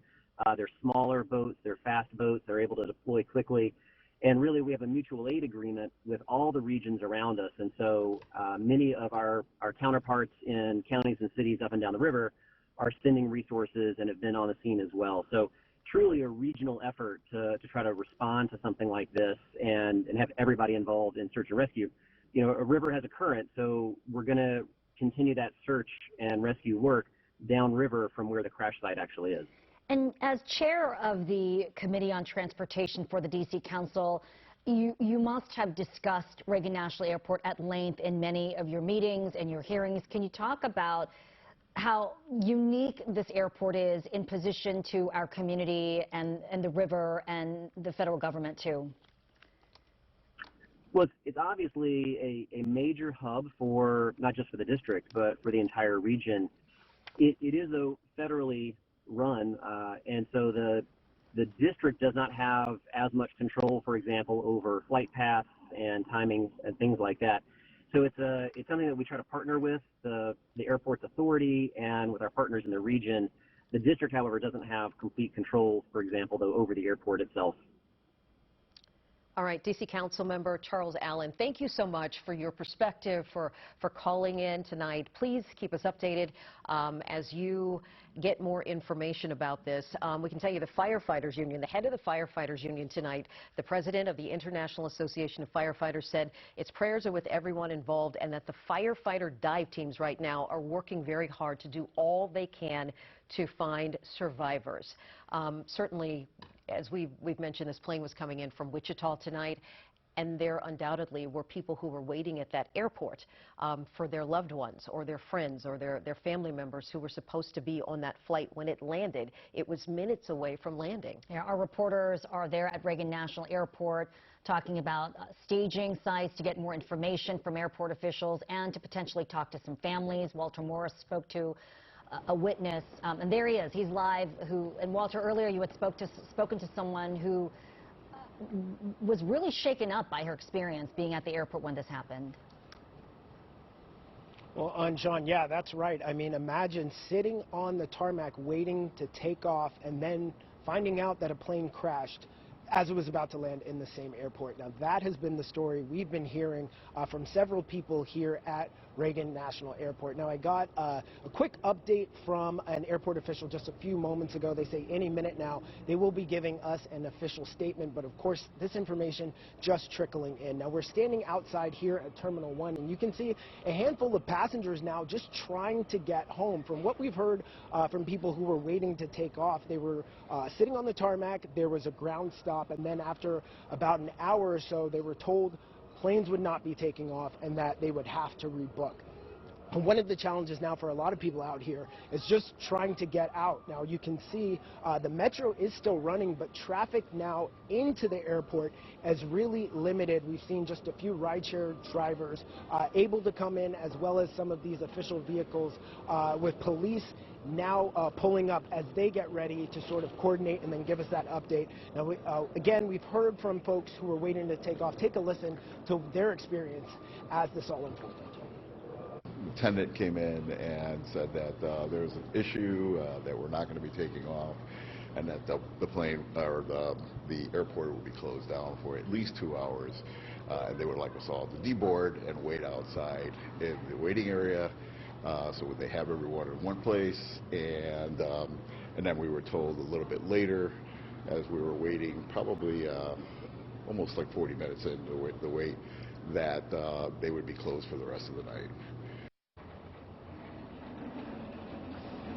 And so on Sean, we've heard from airport officials. They say this is where they will be giving all of those official updates as that information comes in. But they say they expect to be giving those updates throughout the night. And of course, we'll bring you one as soon as we get it. All right, News 4's Walter Morris. Walter, thank you. And we're just getting a new statement in from American Airlines with, of course, the information about the American Eagle Flight 5342 that collided with the Black Hawk helicopter, but the concern from the statement for passengers and crew on board the aircraft, 60 passengers and 4 crew members on board. And here's the important part of this news statement. If you believe you may have a loved one on board Flight 5342, call American Airlines. Here is the phone number. It's 800-679-8215. We'll try to get that number for you as soon as we can on the screen. 800-679-8215. Those calling from outside the United States can visit news www.aa.com for additional phone numbers, and we will try to get more information about where you can get information if you have a loved one who was aboard that American Airlines flight, the American Eagle flight 5342 en route from Wichita, Kansas. What you're looking at right here, guys, is this the site that we were saying that we believe this is exactly where they are doing the most searching? Is this where the plane they believe went down? So we were told, our Mark Seegers was reporting that they believe this collision happened right off of closer to Joint Base Anacostia Bowling. On the DC side, the plane, after the collision, split in two and is now in about 7 feet of water. The helicopter also in this area, but it's upside down, and Mark was reporting that it wasn't stable and that it was sort of bobbing up and down. Let's go to Mark now. Mark, what update do you have for us? Yeah, well, I want to fill you in on a little bit more information we have about the attempted search and rescue. We can still see the helicopters above us going up and down the shoreline, but we have been told that there are, in addition to first responders on the water, that there was a call put out for any vessels in the area to aid in this search and rescue. And in fact, there are private vessels out in this search grid right now helping to assist first responders, and I don't know if we're able to push in on it, but we see one of those large white double-decker tour boats that you see so frequently going up and down, particularly along the National Mall and out of the Southwest waterfront. And we can see at least one of those tour boats out in the river assisting with this search and rescue. So this search and rescue goes beyond just first responders. The call was to put out to any boats on the water in the area at the time to come and lend assistance, and indeed we're seeing that it's at least some heeded that call and are out there. And again, now I count 3 helicopters above us searching this shoreline, again, as you pointed out, right along Joint Base Anacostia Bowling. So that's the very latest here. Back to you guys.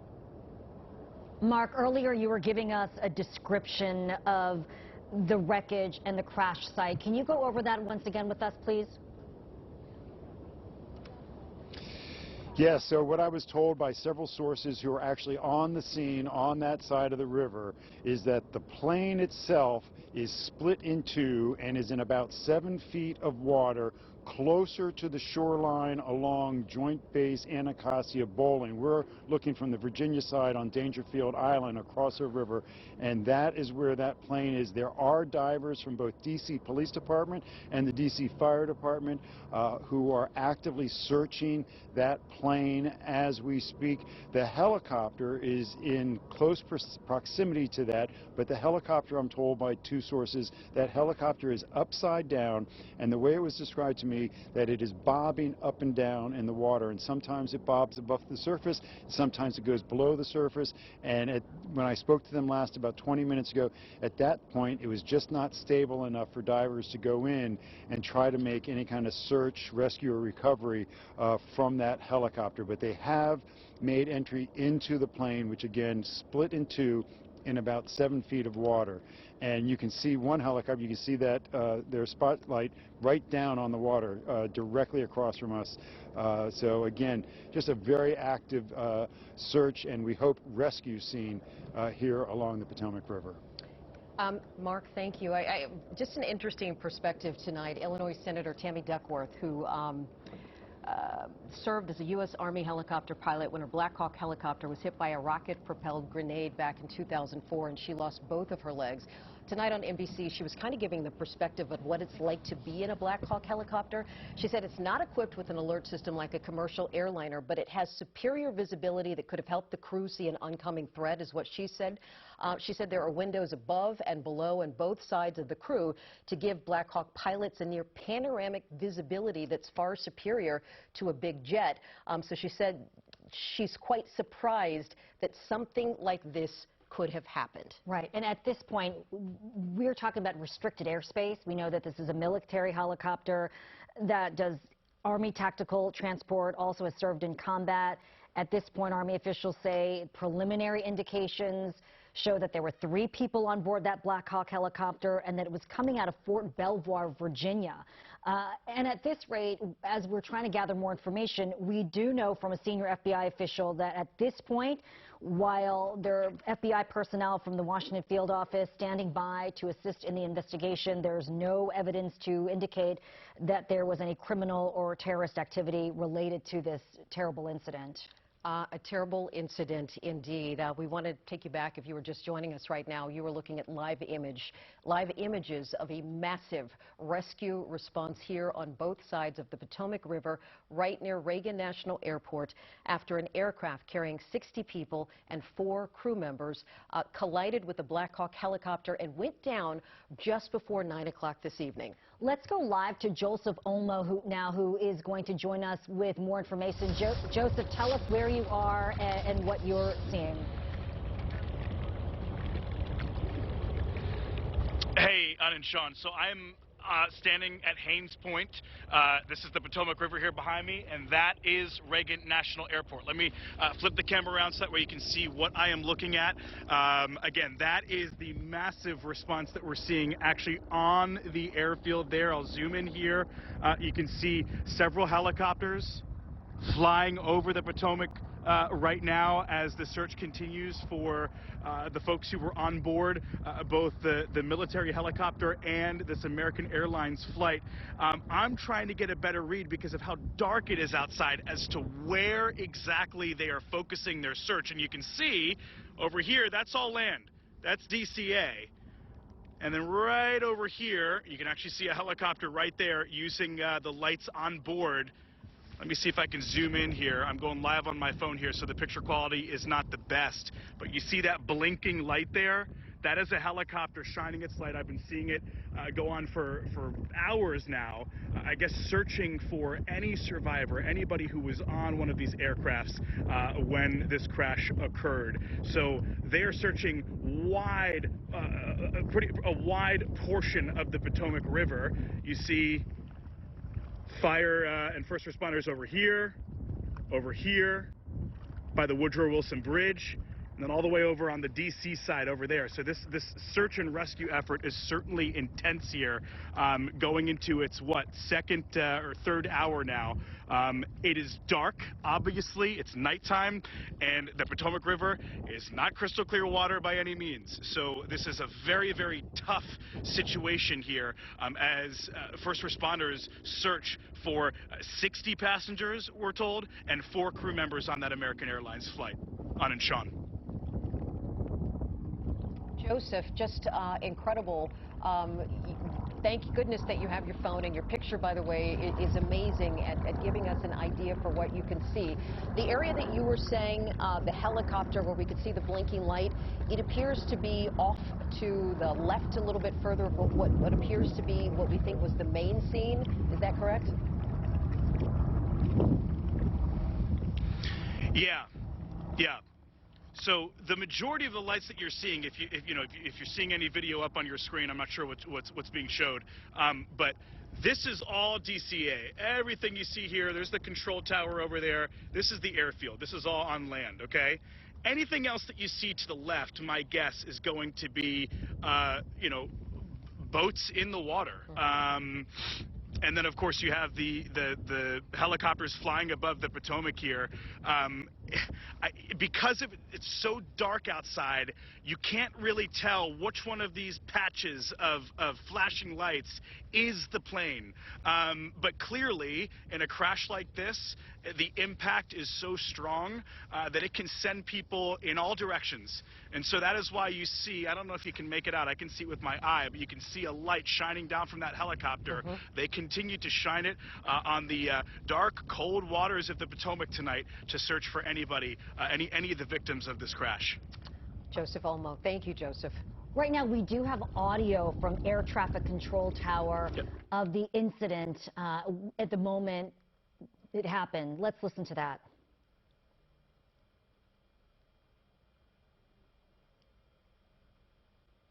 Pass 25, get the CRJ in flight.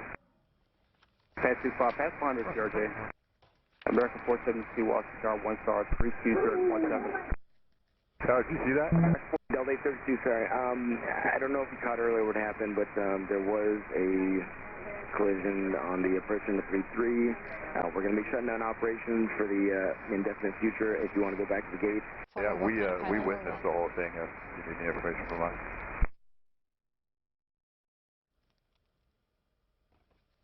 And again, you are looking at live images here of the search and rescue operations that are underway right now on the Potomac River after this tragic collision between a Black Hawk helicopter and an American Airlines plane. Real quick, what you're seeing on the screen right now is a phone number. This was released by American Airlines. If you believe you may have a loved one on board Flight 5342, call American Airlines toll-free at this number on your screen. It's 800-679-8215. You can also visit news.aa.com if you are calling from outside the United States. As our reporters have been saying, there are likely family members who are now going to the airport who perhaps were waiting for their loved ones to arrive from Wichita, Kansas, because it was just minutes away from landing at that runway at Reagan National Airport before this terrible crash midair. To give you a little more perspective, Jeff Huddleston is a former military pilot, also commercial pilot who has flown this route many times, joins us now on the phone. Jeff, thank you so much for joining us. If you would, give us a little bit about your background and from your perspective, what may have happened tonight. Sure. I'm a former Navy search and rescue helicopter pilot. I've flown this route that where we had this mishap this evening multiple times. I'm also a major aircraft airline pilot. It's flown into DC numerous times. The way this happened is there's a visual corridor. There's two types of rules in aviation. There's visual and there's instrument. The helicopter was on a visual flight plan, and there's a corridor, a designated corridor that goes right down the eastern edge of the Potomac at 200 feet and below. Under visual rules, the aircraft under visual rules, in this case the military helicopter, is responsible for separation through visual means. Now, that said, because of its proximity to the airport, it's also required to check in with the airport. So the tower knew where the helicopter was, and I'm sure that they were speaking to the helicopter. The jetliner, on the other hand, is on an instrument flight path, and it's controlled the entire time. And it's doing a designated approach into the airport. Now, when they use runway 33, that's a runway that lands to the northwest, which means it approaches from the southeast. When it does that, it needs to go over the southeast. It takes it right over to the eastern edge of the Potomac, which is right where I just told you is the visual corridor for the helicopter. Right. And that helicopter is to maintain below 200 feet. And they're saying that that's just about where they impacted at about 150 to 200 feet.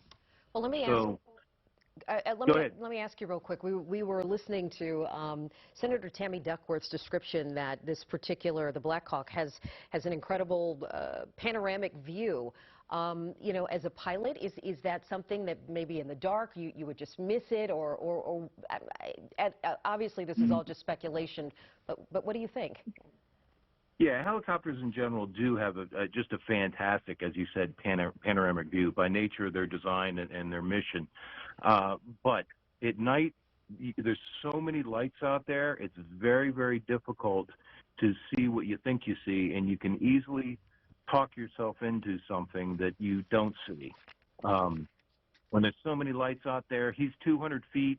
He's got lights all over the place, and trying to pick out one that's right in front of you can be surprisingly difficult. And you were saying that the approach from the helicopter versus the jetliner, that the jetliner is under instrument flight path, so it's controlled the entire time. Can you describe what role that plays and what potentially could have gone wrong in this incident? Well, I'm not familiar with a particular jet that was in the mishap, but it more than likely had a GIPWIZ system that would identify traffic in the immediate vicinity and advise them. It may have been it was just too little, too late. Now they're at the most critical. There's anything below 500 feet is the most critical stage of flying, particularly for a jetliner. I mean, a helicopter lives in that space, but a jetliner that's its most critical stage, and you're at your most busy stage. So he's on a final, and he's coming in. There's not an instrument approach to runway 33. So he has to go veer off an instrument approach and turn into a visual. Even though he's still on an instrument flight plan, he becomes visual as he angles around to land on runway 33. So he's looking at the runway, he's looking for traffic, he's watching his airspeed, he's making sure he's configured. He's got so many things going through his mind there, and all of a sudden there's a warning that there's a helicopter. He may or may not have gotten it, depending on whether he has that system. But even visually, very, very difficult. You're watching so many different things, thinking about so many different things, trying to line up for that runway, that if the helicopter's not staying out of the way, which it's responsible for doing, this can very easily happen. It almost happened to me one time. I was shooting an approach to runway 1, which is a direct south to north approach, and there was a helicopter exactly like this coming along. Now, fortunately, obviously, we didn't have that problem, but it is a nasty situation there where I'm so sorry to hear that this has happened this evening, but I do understand how it did. Do you know if all the commercial aircraft, these jetliners who have to land on runway 33 are in a similar situation where you have to go from instrument to visual? Yeah, I want to say yes. To the best of my recollection, there is not an instrument approach into 33. You have to break off from generally what they'll do is they'll bring you down on an approach, a designated approach to runway 1, and then at maybe 500 feet, you're going to break off that runway and you're going to turn visual onto 33. I do not think there's an instrument approach. I could be wrong on that. My aircraft is too big to land on 33, so only the smaller aircraft can land on 33. You know, Jeff, it sounds like we heard from a witness, an eyewitness who was driving along the George Washington Parkway this evening and sort of described what he saw as the plane as it was beginning to land, and he said everything looked fine. And then when he looked back moments later, it looked very, very wrong. And it makes me think of how you're describing the difference between the instrument flight path that maybe then visually he took over and the pilot, you know, tried to maneuver possibly around the helicopter. Now, obviously, we don't know, but just based on what the witness told us, that's what it sort of sounded like. Is that what you mean by going from instrument to visual? Well, yeah, you're all on your instruments and you're tracking your needles as you line up for the runway 1, and then again the pilot makes some decision at some point to break that off and go visual on runway 33. Now I don't know what the observer said when he said that suddenly everything went wrong. I mean, when an aircraft's lined up for one runway and all of a sudden it banks to the right in order to bank to the left in order to get runway 33, that may have looked like something had gone wrong to a casual observer when it's perfectly normal to the pilot. So it's hard to know. I think if the pilot had any notification of the helicopter, if the jet pilot had any notification of the helicopter, what he more than likely would have done was what they call a go-around, in which case he adds full power and raises the gear and raises the nose and flies out of it. And, you know, many people may have been on that for a variety of different reasons that a pilot will do a go-around. So had he seen the helicopter, that probably would be the first course of events. The second would be just to bank away from it. But there's no telling what that jet pilot saw.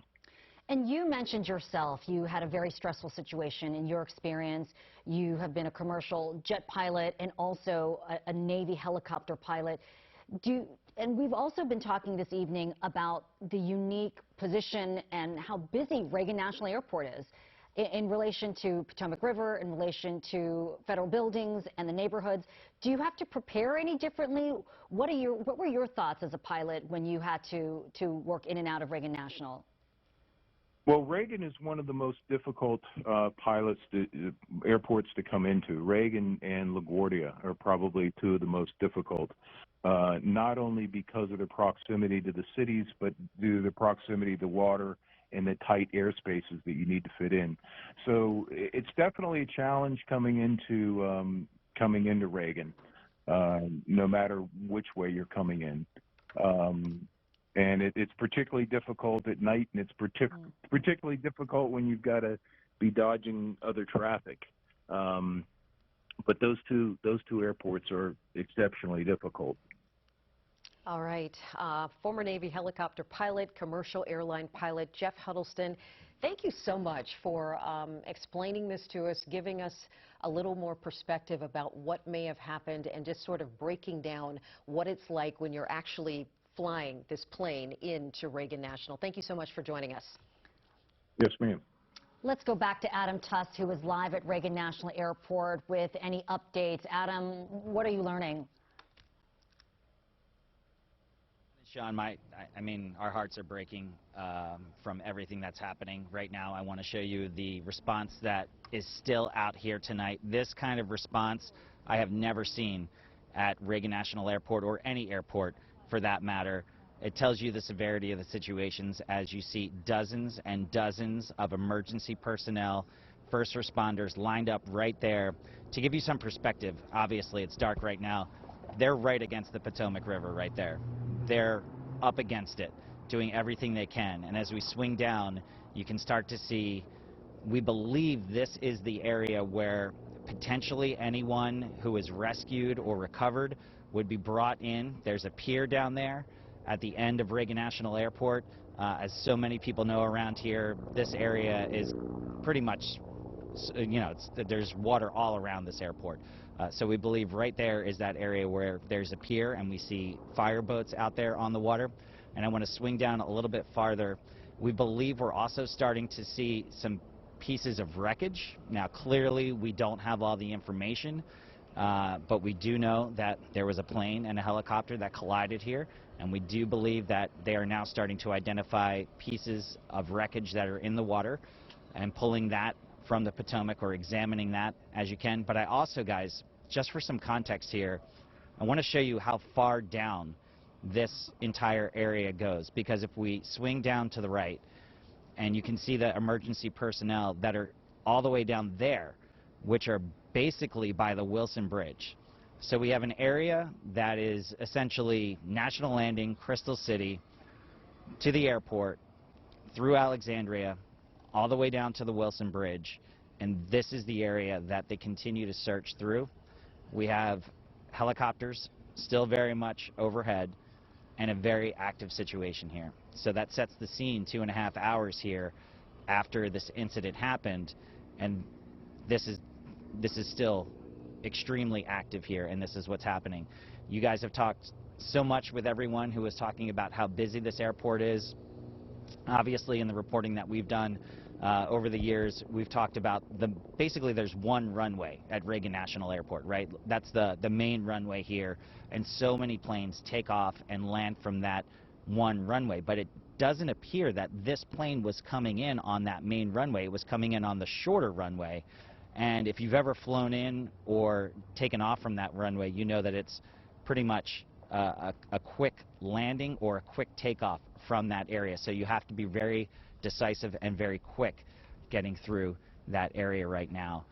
We're going to continue to stay on top of this situation. I can tell you that many of the roads around this airport have been closed off. I myself had to park basically on Route 1 and then run over here to get on camera. And then the Metro Rail service is also being affected by a lot of this. And the airport itself is now being affected as we see some people who are walking through. BJ, can you see that right there? The people who are walking through. I did take a walk through the airport just to get a sense of if family members or loved ones were hanging around.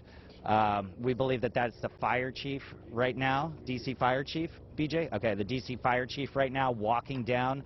So this will be, they're walking down to the Terminal A, the old Terminal A, Terminal 1 as it's known now, which is the historic terminal at Reagan National Airport. For people who fly Southwest or Frontier, that's this terminal that they are now walking down from, and presumably going to have a press conference, and we're going to learn some more information about exactly what happened. We have to stress here, guys, this is so early on in the entire incident that we don't know everything, and we have to wait to learn all of the details before we can confirm or report anything, and we're going to do the best that we can to get all the information here. American Airlines has put out a statement.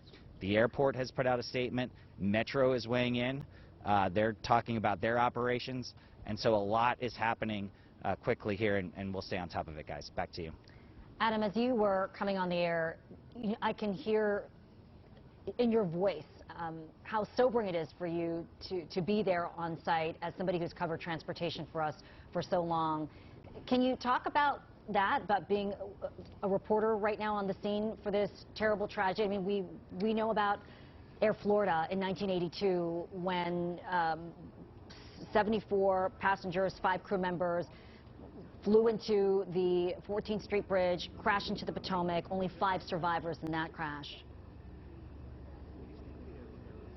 I mean, it's the worst case scenario, right? You don't want to be dealing with this. I'd rather be talking about traffic and getting people from point A to point B, or installing a stop sign for somebody, or talking about, crowding on Metro. I don't want to be talking about this kind of incident. The closest thing that I can dial it back to, this is the Metro Red Line crash in 2009, where we were on scene right after that, and we saw the horrible images that were happening right there. And again, still so early on in this investigation, so we need to know exactly what's going on here. Clearly still rescue and recovery operations going on out there, but it's awful. This is the call as a transportation reporter that you don't want to get, and I'll be completely honest with you guys.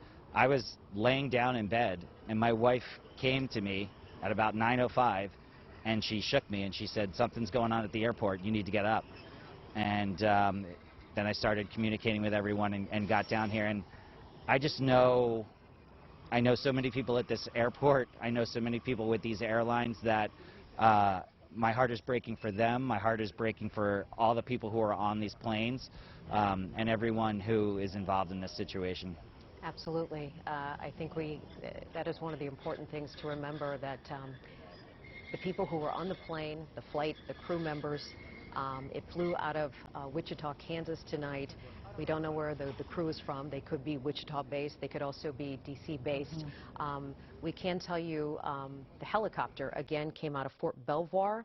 We understand that there were 3 people on board, and we've learned, according to NBC News, the helicopter involved in the collision was on a routine flight. So again, we are still working to get more information about that and what may have led to this tragic, tragic, tragic accident. Adam was saying that his heart goes out to everyone involved. We want to turn your attention to the screen real quick. This is the phone number that American Airlines is providing if you have a loved one who was on that flight. It's 800-679-8215, 800-679-8215, American Eagle Flight 5342 from Wichita, Kansas. All right, we want to turn our attention now to the News 4 I-Team's Ted Oberg. He joins us now. Ted, we know that this is one of the busiest runways in America. Yeah, without a doubt, right? Reagan Airport, certainly one of the busiest airports in the country. They say about a flight takes off or lands there once every minute. A little bit of background. This, we believe, is the plane that was involved, from something called jetphotos.net, a photograph of the CRJ-700 that was likely involved in the crash, certainly the model of the plane. It's about 106 feet long, 76 feet wide, the wingspan. This is how it's configured by American Airlines, 71 seats. If you've ever been inside these planes, they're about 6'2" inside, very small. 2 doors in the front, 2 doors over the wings, nothing in the back. But if Mark Seagraves is accurate, what he told you was that plane is split in half in the water. The exits may not necessarily play a giant role in hopefully being able to get anyone off this plane. We just don't know at this point. But it is very crowded inside, and if 60-plus people were on board, we know that there was a crew of 2 flight attendants plus folks up front. There were an awful lot of people on this plane. This is a Black Hawk, by the way. In case you're unfamiliar, I know our audience is likely very familiar, likely seeing these UH-60 Black Hawks up above us, flying all over from the Pentagon to Fort Belvoir, up and down past that airport runway.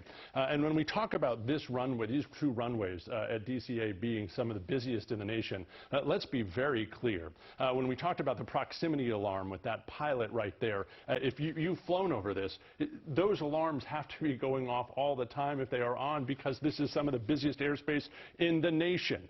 This is what MWA put out as they were trying to fight more flights coming into DCA this fall. A chart showing some of the busiest airports in the nation and where Reagan National ranks. This is Reagan National at its busiest runway right here. And then these are some of the ones that you may have heard of. There is more traffic at Reagan National on this runway than there are at LAX, at Newark Airport, at some of the airports in Chicago. And so this is a very, very, very busy space. And this is what MWA said as they were trying to fight this fall about the safety there. Reagan has a narrow, restricted corridor for takeoffs and landings. Pilots routinely rate Reagan Airport among the nation's most challenging. We've heard that from pilots tonight on our air. Spacing between each flight is required to keep operations safe. This translates into more delays if flights are added, especially in bad weather. Weather not necessarily a concern tonight, but certainly the airspace, Sean and over this place, incredibly crowded. Someone was in the wrong spot at the wrong time. We don't know yet. The NTSB will certainly find that out, as will DOD investigators. But the focus right now, of course, as Adam Tuss rightly points out, on hopefully finding some survivors. Absolutely. Ted, thank you. The U.S. military just released a statement that said they can confirm the aircraft, the helicopter, the Black Hawk involved in tonight's incident was from Bravo Company, 12th Aviation Battalion out of Davison Army Airfield, Fort Belvoir, on a training flight. Again, this was a training flight. They are still working to get more information, and as soon as we get that, we will pass it along and share it with you. And the Army also said preliminary indications show there were 3 people on board that Black Hawk on the training flight now that we've learned. We also understand there will be a news conference to update any more information on this investigation happening at 12:30 at the airport. And of course, we will bring you the very latest, any news coming out of that news conference. We've also learned that Reagan National will now be closed until at least 5 a.m. That is according to their website while this investigation continues. News 4's Jackie Benson is at the D.C. Police helipad right now. Jackie, what can you tell us? We see a lot of flashing lights behind you. Well, this just gives you a feeling for the enormous scope of the operation and the many, many people involved in this. We're on South Capitol Street, very close to Nats Park, and I'm just going to show you down there. Those are support and other vehicles involved in that massive, massive search on the Potomac River after the terrible crash earlier this evening. There are units from DC Police down there.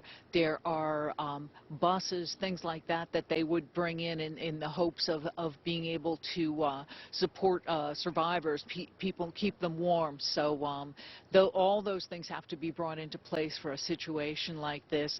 And the helipad is also, because it's so close to the river, an area that they can get boats and other things like that in and out of there. But right now, DC Police have this area very tightly shut down. South Capitol Street, not even getting anywhere close to there. We're just trying to get more information about what's going on here. Back to you. News 4's Jackie Benson. Jackie, thank you for that update tonight. I think we were going to try to go to Doug Kammerer, who was giving us a unique perspective of where Reagan National Airport is and the runways there at Reagan National. Doug, what more can you tell us? Yeah, and where this came through, I mean, once again, we continue to talk about the main runway. That's this runway right here. This is the one that runs north-south. This is the one that almost all of us come in on. Now, what's interesting, this is 33 right here. This is another one. This is 4. This is one that's no longer in use. Why not? Because of the bigger buildings down to the south. They have actually taken that one out of service, which is amazing, that now we're down to 2 runways, and this one, as Ted was talking about, one of the busiest in the country here. So now you're talking about a smaller plane, still 60 people or more on that plane making its way in, and once again, this is the 133 right here. Now, as it made its way in, making its way towards there, at the same time, you had the helicopter coming off from the east. Those two met right over the river. Inside the river, we've been talking about where this is, only about 7 feet deep. The Potomac River, as wide as it is kind of amazing. On the east side of this is close to 30 feet deep on the east side. On the west side, right along the airport, it goes down to about 10 feet. But right in the middle, it's between about 3 and 7 feet. So you could almost stand in this area, and that's probably why, as Adam Tuss was talking about, you could see some of the wreckage. I want to go back towards the video that we were looking at a little bit earlier and show you how this was playing out. Here's the plane right here. Here's the helicopter. Look at the helicopter going right at it. At this point, they are actually talking to the helicopter, saying, hey, do you see this plane? Do you see this plane? He says yes, and he's asking for clearance, but yet still, for some reason, continues to go right in towards the plane. You see the fireball there at the same time. Now you're watching the smoke coming out. It makes its way in towards the Potomac. No fireball after that because, of course, it moves into the water. And now you're talking about those people, any survivors that did manage to survive the initial crash, are now in 35 to 36 degree water. And once again, hypothermia really sets in about 15 to 30 minutes. Average survival time only about 60 to 90 minutes. So you can tell what's going to be happening here as they're looking out that way. But right now, in 7 feet of water as this thing made its way down. Once again, just look at that. Just incredible what we're looking at right now, and unfortunate that we're dealing with what we're dealing with. You also mentioned the temperature of the water. Yeah. Can you go over that? Yeah, I mean, right now, if we go back to my maps here, I mean, we're talking about the hypothermia risk. This is now over 2 hours. So this is most likely going to just be a recovery, unfortunately, for so many. Water temperature of 35.6. At that temperature, hypothermia sets in 15, 30 minutes. What is hypothermia? That means you start to get exhausted. You can't move your limbs. It's now very hard to swim or even make your way out of a situation. And time of survival is 30 to 90 minutes, and we are well past that right now. It's just so tragic and so hard to even consider and think about this, and you know, certainly our thoughts and prayers are with them and the crews who are searching for them right now. This has got to be just an incredibly tough time for everybody involved. Absolutely. We have Mark Miller on the phone, who's with Embry-Riddle Aeronautical University. Can you hear us right now? Yeah, loud and clear. Thanks for joining us. We know you teach aviation accident investigation. This is such an awful situation. We've been talking about a military helicopter on a training mission and colliding with this aircraft mid-air. Can you talk about where they begin in terms of trying to figure out what went wrong here? Yeah, and first of all, thanks for having me on, and I'm very sorry about this whole incident. It's very tragic for us here in Hawaii. But anyway, yeah, the first thing that really needs to be done is to secure that scene after the rescue operations have been halted and there's no survivors. The good news there's no good news in any accident of this magnitude, but if you're an accident investigator, it does preserve the wreckage. Especially puts out the fires immediately, and so you're going to have some good wreckage to do a forensic investigation. It most likely will preserve the flight data recorders on the American Airlines flight, which is going to be very human factors perspective to see what was going on in the cockpit, and also to